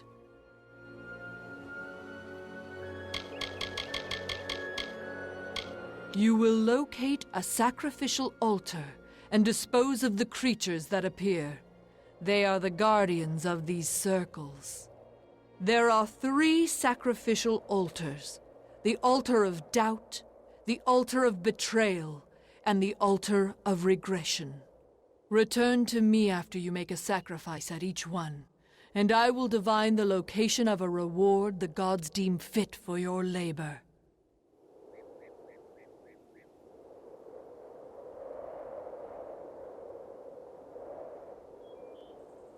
The altar of doubt is your first step in the journey.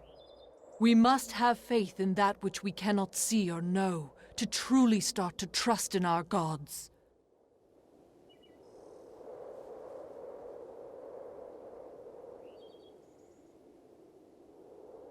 Until we meet again.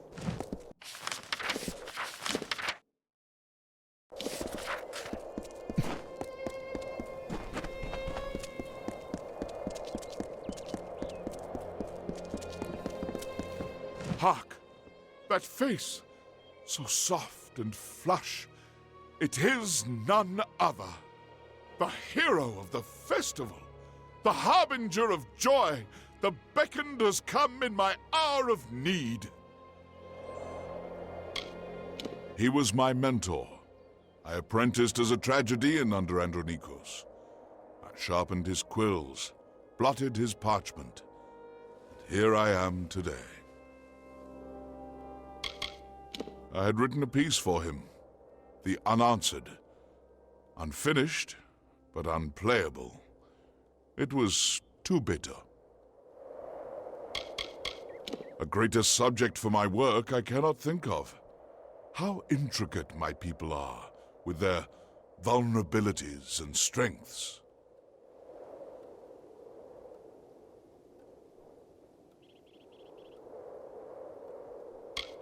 I was a tragedian before I became the master playwright I am today, studying under Andronikos himself. No one knows more than I do about literature and Colossi theater, except perhaps for Master Andronikos, but he is, unfortunately, no longer with us. I despair that he will never see the productions I have written since his passing. Despite all I have accomplished, I feel that I'm still working to crawl out from under his shadow. Perhaps with my newest play, The Humbled, I can finally do so. The fine establishment you see here is the Theatre of Andronikos. We tragedians and our loyal audience are the cultural center of Idylla. Questions of ethics, morals, and cultivation are explored through the metaphor of my plays. Entire worlds are created and destroyed on that stage behind me. I'm preparing for a production of my latest masterpiece, The Humbled. With the city in revelry, there is no better time to launch the show. But I have been struggling to cast the performance, and it would be beyond sacrilege for me to do so when you are so close. Please, will you channel your divinity and tell me who Athene would have play my characters? I expected no less from the beckoned. I have narrowed my list of candidates to 3 performers. They are all of splendid tragedy and quality, but I shall require you to cast them in the proper roles. Their names are Rhode, Ariope, and Zoticus. Seek them out, and take this manuscript. It contains all the information you need to cast the play.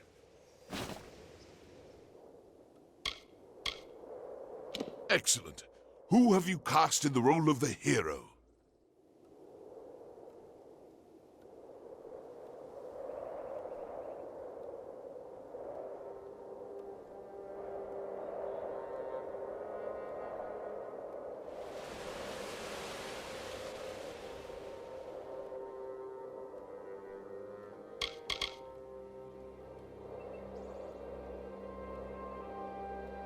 Very well. And what about the role of the villain? I would have done the same. Excellent. What about the role of the Jotun? An interesting choice. I believe that completes the cast. Thank you for all you have done, Beckoned. Farewell. Greetings. I almost did not see you.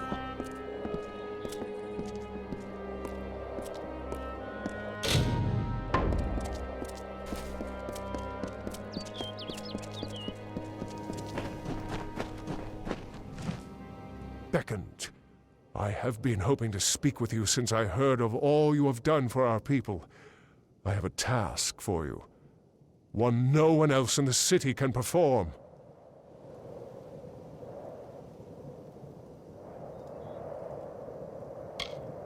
Faith keeps most of our laws enforced, but I handle the ones not worthy of our God's close care.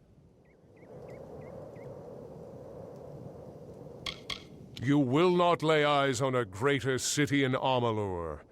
It was a beauty on the ground, and is now only more beautiful that it has been raised into the clouds.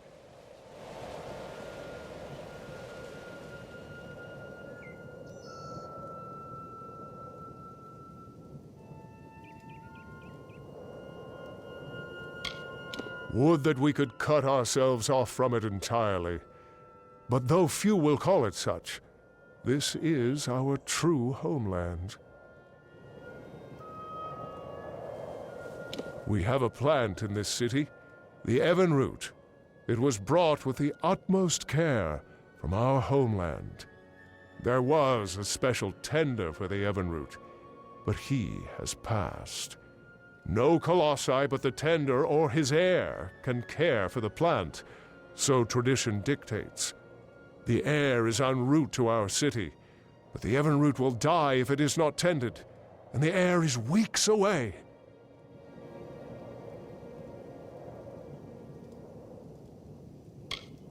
Indeed you are not. No colossi but the heir may complete this ritual. But you are no colossi, are you? I must say, there was no greater relief than when I heard the Beckoned was an outsider.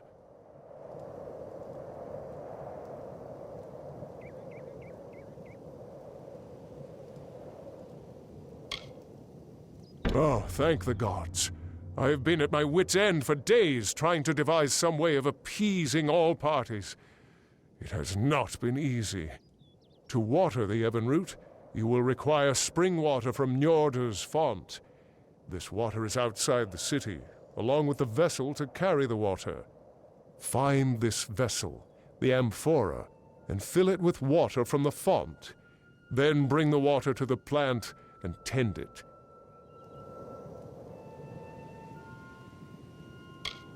It is a ceremonial container and part of the Evan root ceremony. It is kept near Njordr's font.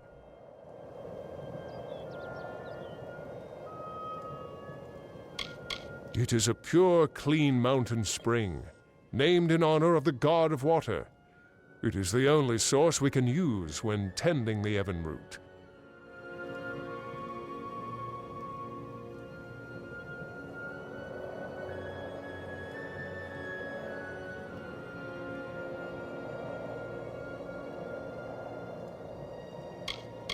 It is located in Njordir's font. Find it and fill it with the spring water.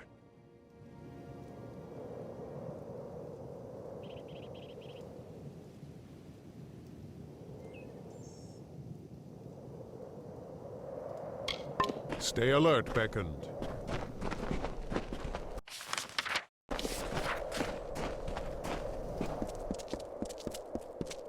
The Beckoned has come.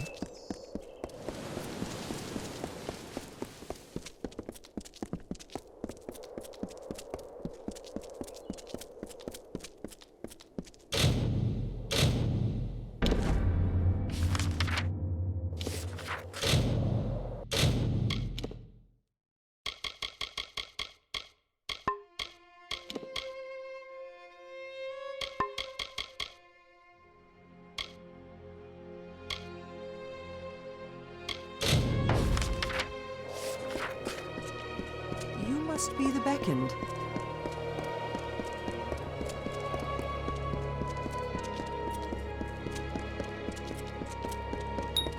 Be careful here.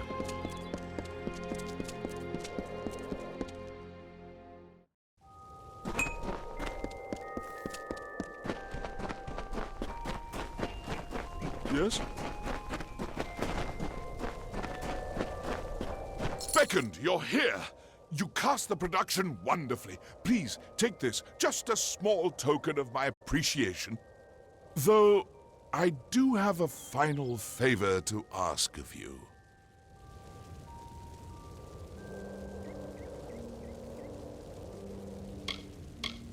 My narrator has failed to appear for her part.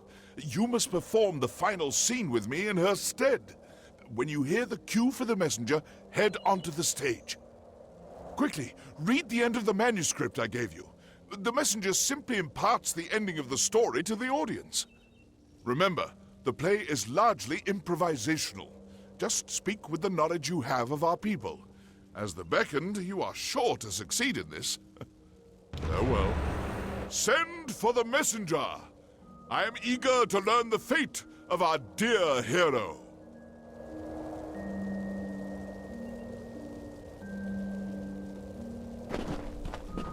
There you are. What word do you bring? What of the hero and the stalwart Jotun?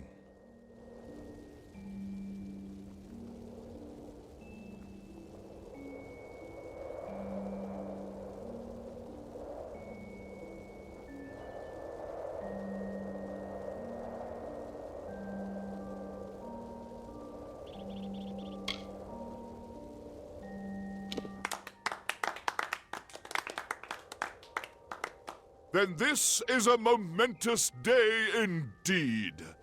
What of the Jotun, herald of the hero?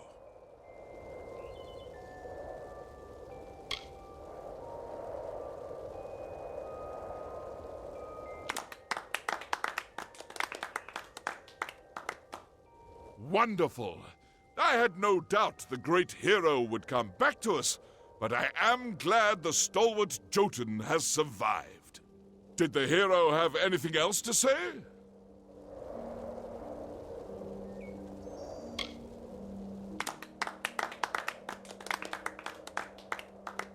I see. So the hero has given us a new name. Colossi. It sounds of a boulder crushing our foes. It is good. It is time we celebrated, messenger.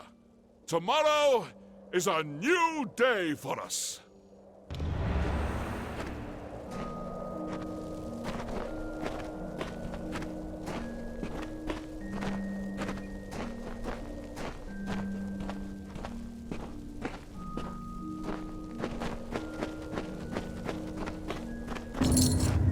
That was fantastic. You projected like a master tragedian. Please, take this ring as a token of my appreciation. You've certainly earned it. Farewell.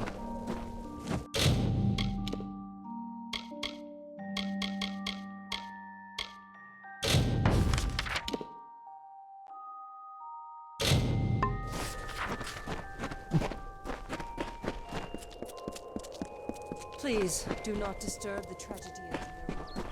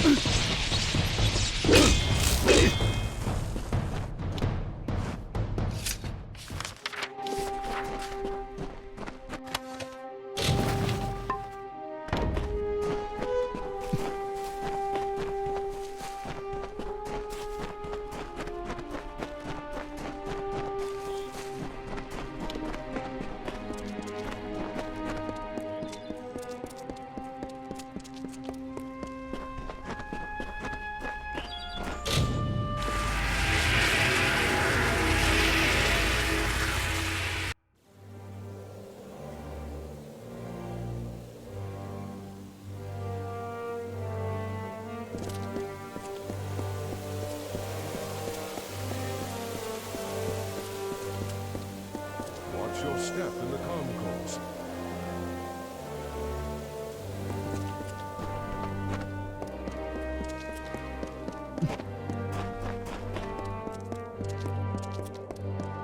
The justice you have brought to the altar of doubt pleases the gods. They have graced me with a vision of where to claim your due. Once you retrieve your reward, you will be able to move on to the next sacrifice, at the altar of betrayal. Speak with me once more when you have made another sacrifice, and I will divine the location of another reward.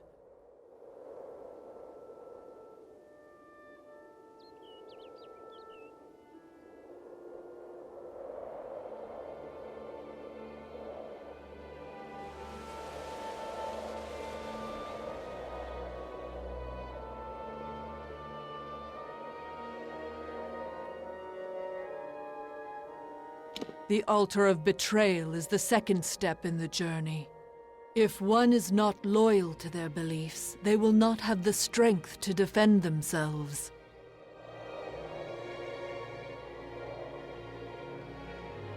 Good day.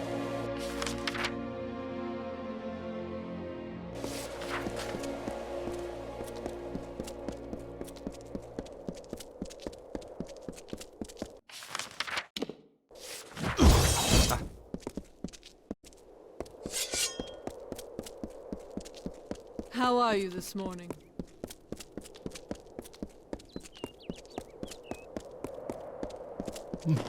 I hope you are well.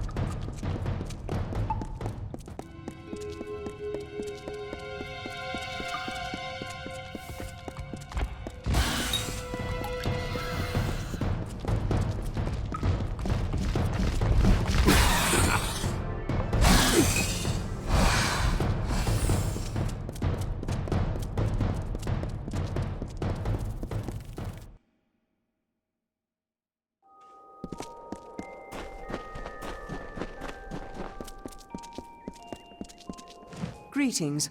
I hope you have had some success collecting the artifacts around the teeth of Naros. Be careful with them. Yes.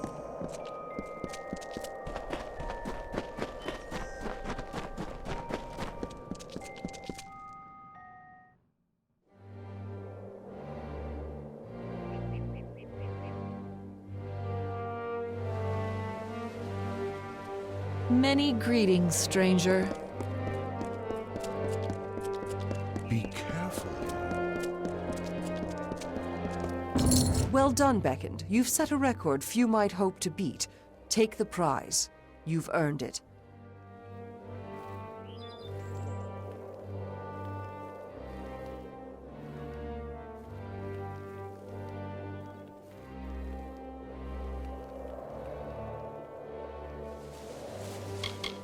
The Hyperion is raised. We can set aside the work, if only for the celebrations that result from this. Well done, Beckoned. You are certainly fleet of foot.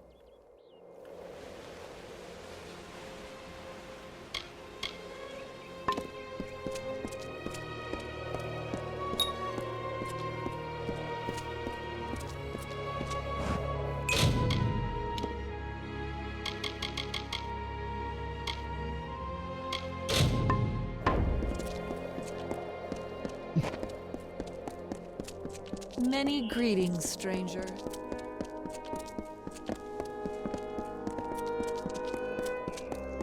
Beckoned, I pray. The gods smile once more. They have another reward left for your troubles, and I have divined its location. Once you retrieve your reward, you will be able to move on to the last of these heinous circles, the altar of regression. Speak with me again when you have purged these foul magics, for the gods will make the location of their true gift known. The sacrificial altar of regression is the final step in the journey. It is meant to dispel the wisdom we have gained. From faith stems loyalty, and through loyalty, wisdom is earned.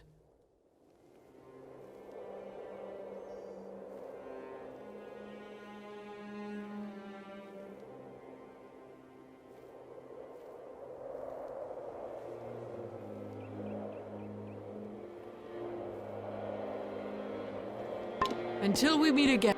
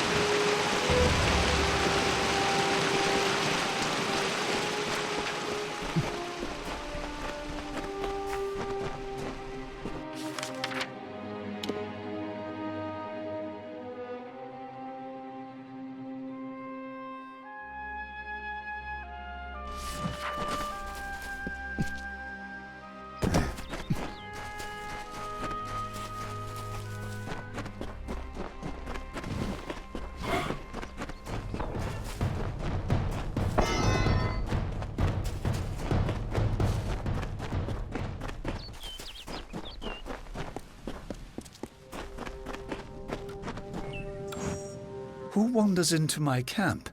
What is this? You are far too small to be a colossi. So it's true then. The beckoned has come. I once tried to forge peace between the Jotun and the colossi, but as I did, I became enamored of the simplicity they enjoy. I have taken to living in this old camp to try and enjoy it as I can. The heads of the city's inhabitants are as high in the clouds as the city itself, with their talk of religion and righteous gods. I much prefer to stay closer to the ground and stick to my roots.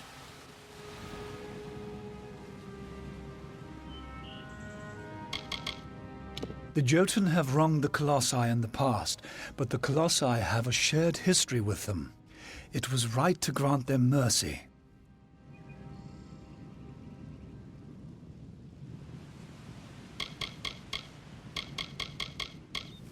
They act like they are above everything, but they are mud and dust, like everything else in this world. They just aren't decent enough to admit it. Most find it completely inhospitable, but I find that it is not so difficult if you try a different sort of living. Yes, the plants are unpalatable, and the beasts cunning, but you can't expect nature to offer you wine and sweets if all you do is ask. This is my home, but not for much longer. I moved out here to reconnect with my roots, you see. My heritage as a giant race. However, my time on my own has come to an end. I am ready to take the next step and go and live amongst the Jotun of the teeth of Naros. There are only loose ends that need to be taken care of, but I have sworn off Idylla for all days I have left.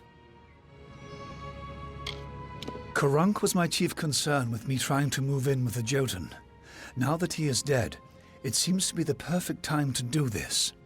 The logical step is that I must live among the Jotun. Yes, I do. I have lived on my own in this abandoned Jotun camp long enough.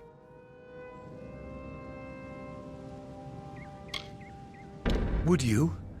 I will reward you for your help. I will not be needing the coin where I am going. I want for my family ring, currently in the hands of my brother Heliodorus, and to see my journal delivered to my old comrade Darius.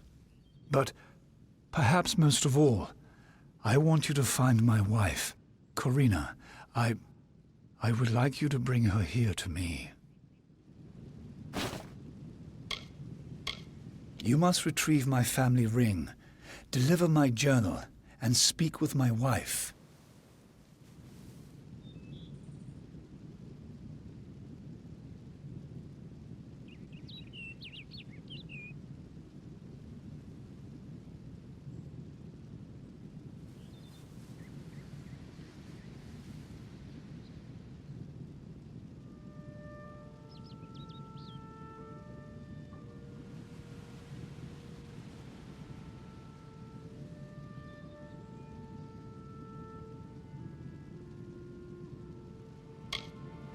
The ring is currently in the possession of my rather odious brother Heliodorus in Idylla. I doubt he will surrender it kindly.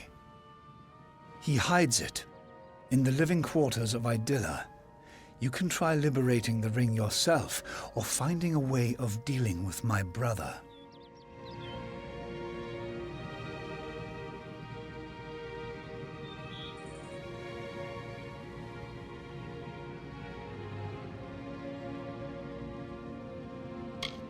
Convince Corina to come down from the city and see me.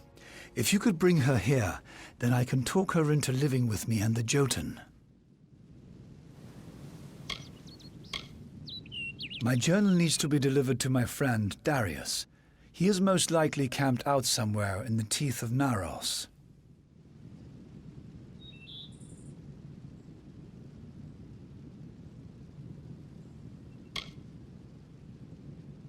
Be quick, Beckoned. I must get to the Jotun soon. There's not really enough space in this camp for two.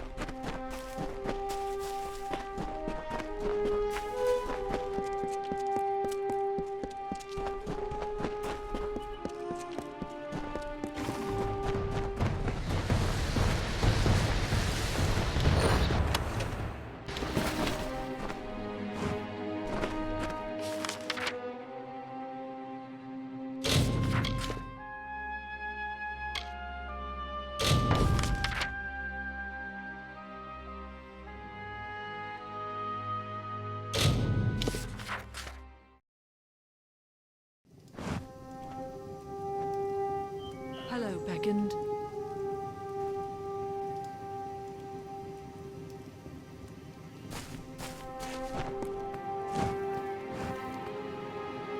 Hello there, Beckoned. Been traveling in the teeth of Naros? I am a diplomat, so to speak. Though they lack our grace, some of the brutes of this place have in them a shred of reason. The marauders were once thinking, feeling colossi, and the Jotun were kin as well. I must try to appeal to their wisdom.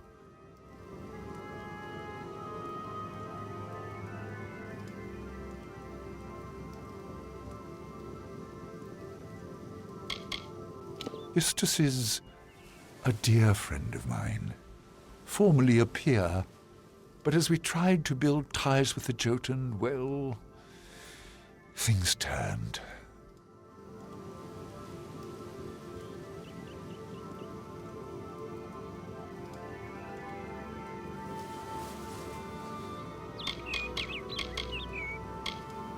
With this city still being incomplete, I have found myself more interested in research than the gods.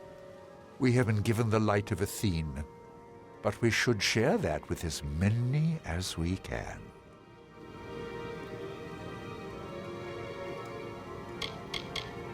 The Jotun have old ties to the Colossi, very old ones. We marshaled their strength for the glory of Athene before we came here. We felt ourselves their custodians, but they viewed us as masters, and their resentment only grew from there. We have earned much for our closeness with the gods, but we have a duty to share that connection with all of Amalur. The teeth of Naros is a very dangerous place. Even those that know the dangers well can still find themselves at its mercy, or lack thereof.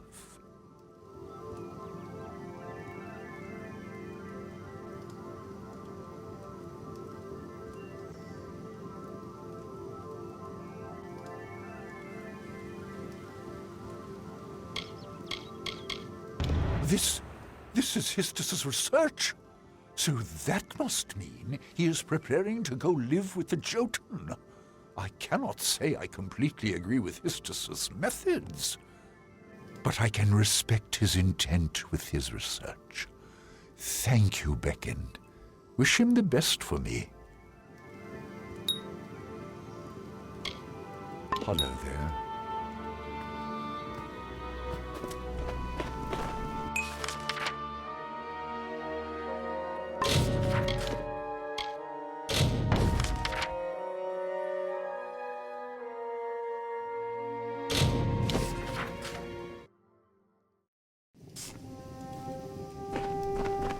What is this?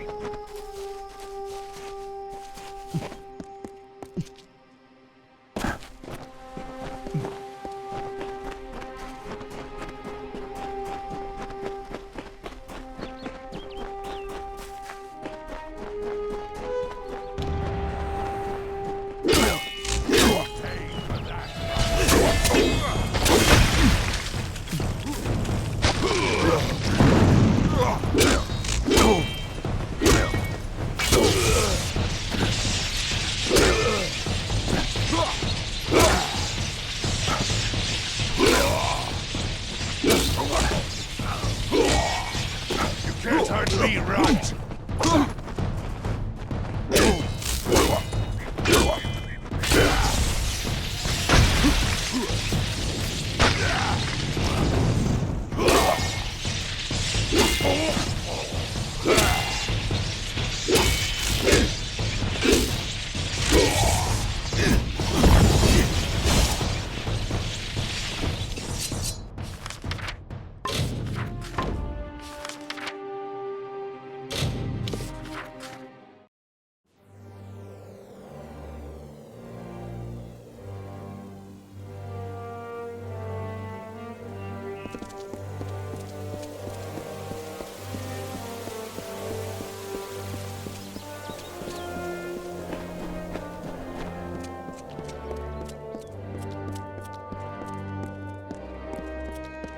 Thank you for your dedication.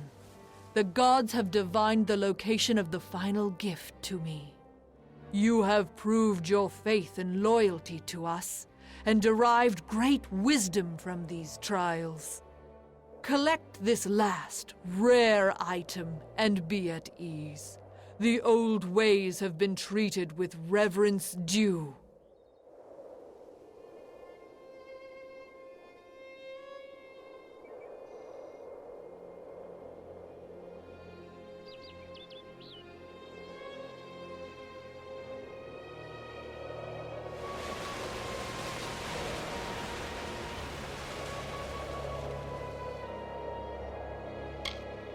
Good day.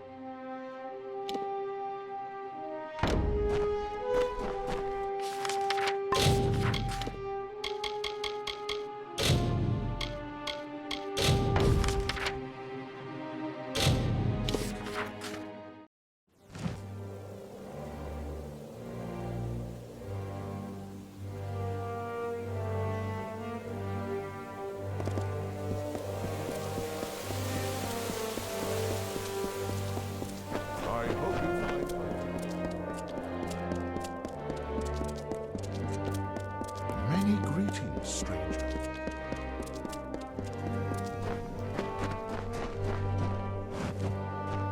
Have you managed to see to the Evenroot yet, Beckoned? It grows weaker every day. The Evenroot is located in the center of Idylla. Be careful outside Idylla.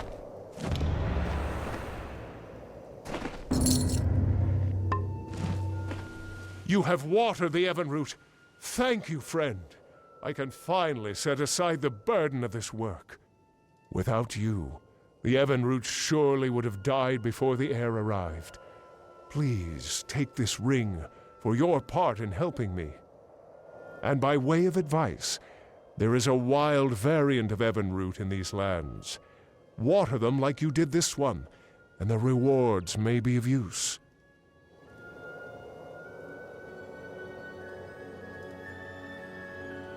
There is a wild variant of the Evenroot that grows throughout the teeth of Naros. You should be able to harvest them, but they will need water from the amphora, just as the main Evenroot did. Since they are wild, they require less water, but after harvesting a few, you will have to refill the amphora to continue.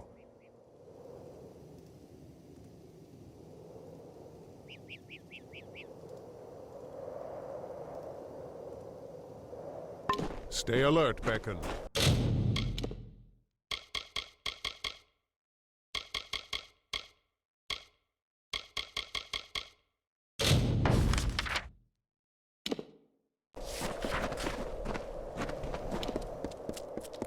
How may I serve?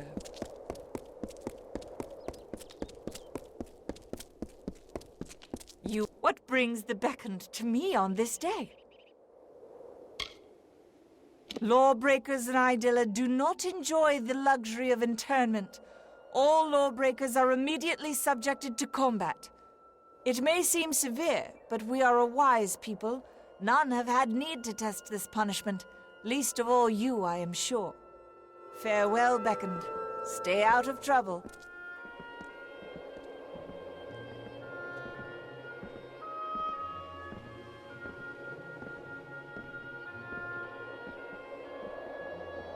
Athene, guide your actions. I almost did not see you.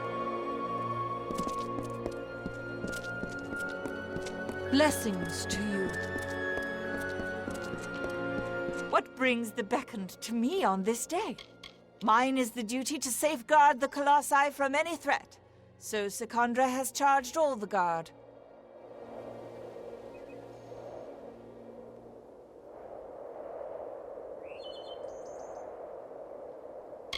The Primos is the leader of our people in prayer and in other matters of life. They are appointed by Athene herself. She is the Primos now. Having served in the guard, I am certain that she will be a just leader.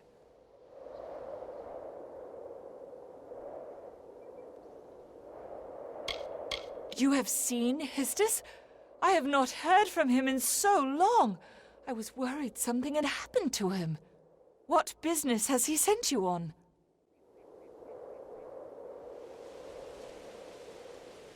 That fool! He is as oblivious and idealistic as the day I took him for my husband.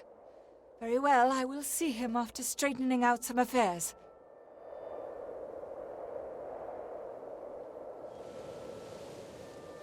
Farewell, beckoned. Stay out of trouble.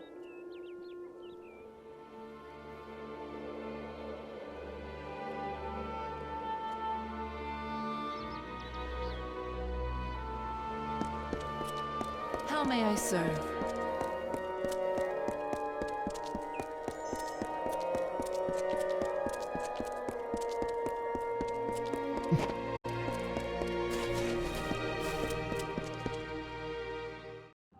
Blessings of peace. How may I serve? Do you bring news from below?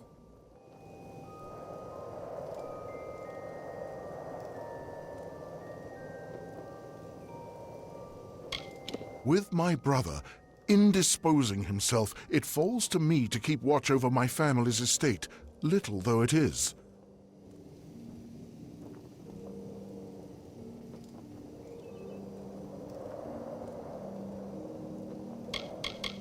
Histus has the nerve to call himself a brother, living in the wilds, acting like a savage.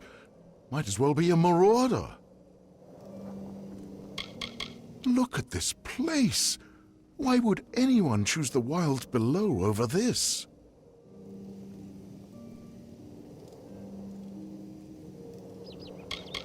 My family has done much for this city, so we are given our own private station in these quarters. They serve well enough, but I cannot say they compare to the home we had before we came to these blasted lands.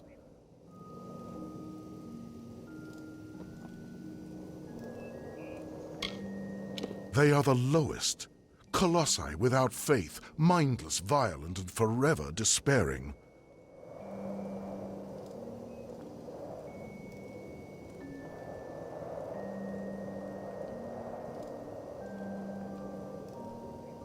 My brother?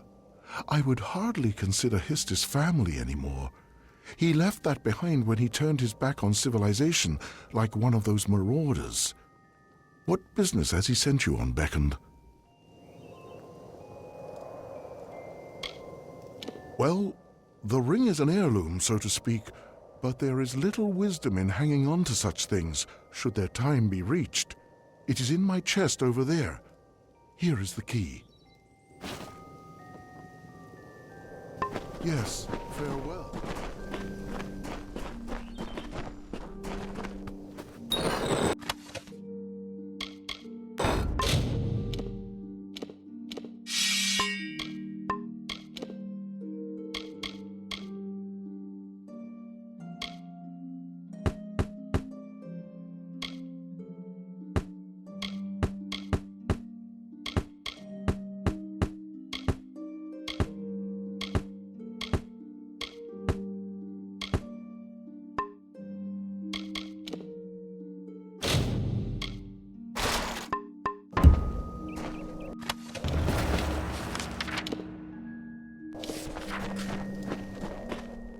I expected the better. Yes, Beckham.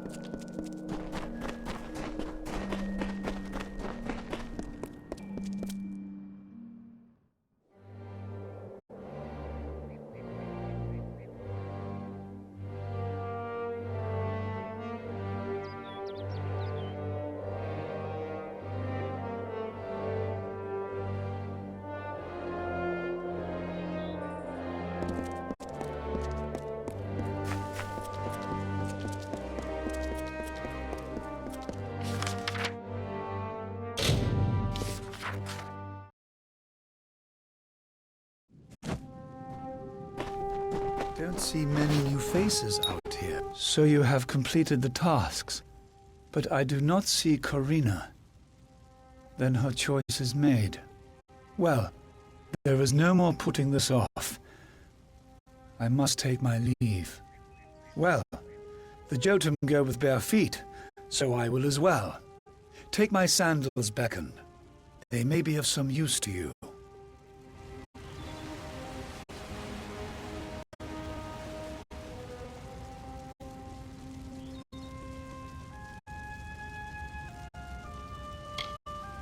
Corina is coming. I have to say, I was not convinced that she would ever be made to come down here. Well, I suppose my journey can wait just a bit longer. Seeing my Corina one more time was worth putting it off. Thank you for all your help, Beckend. I hope this compensation is enough for your assistance. Stay safe.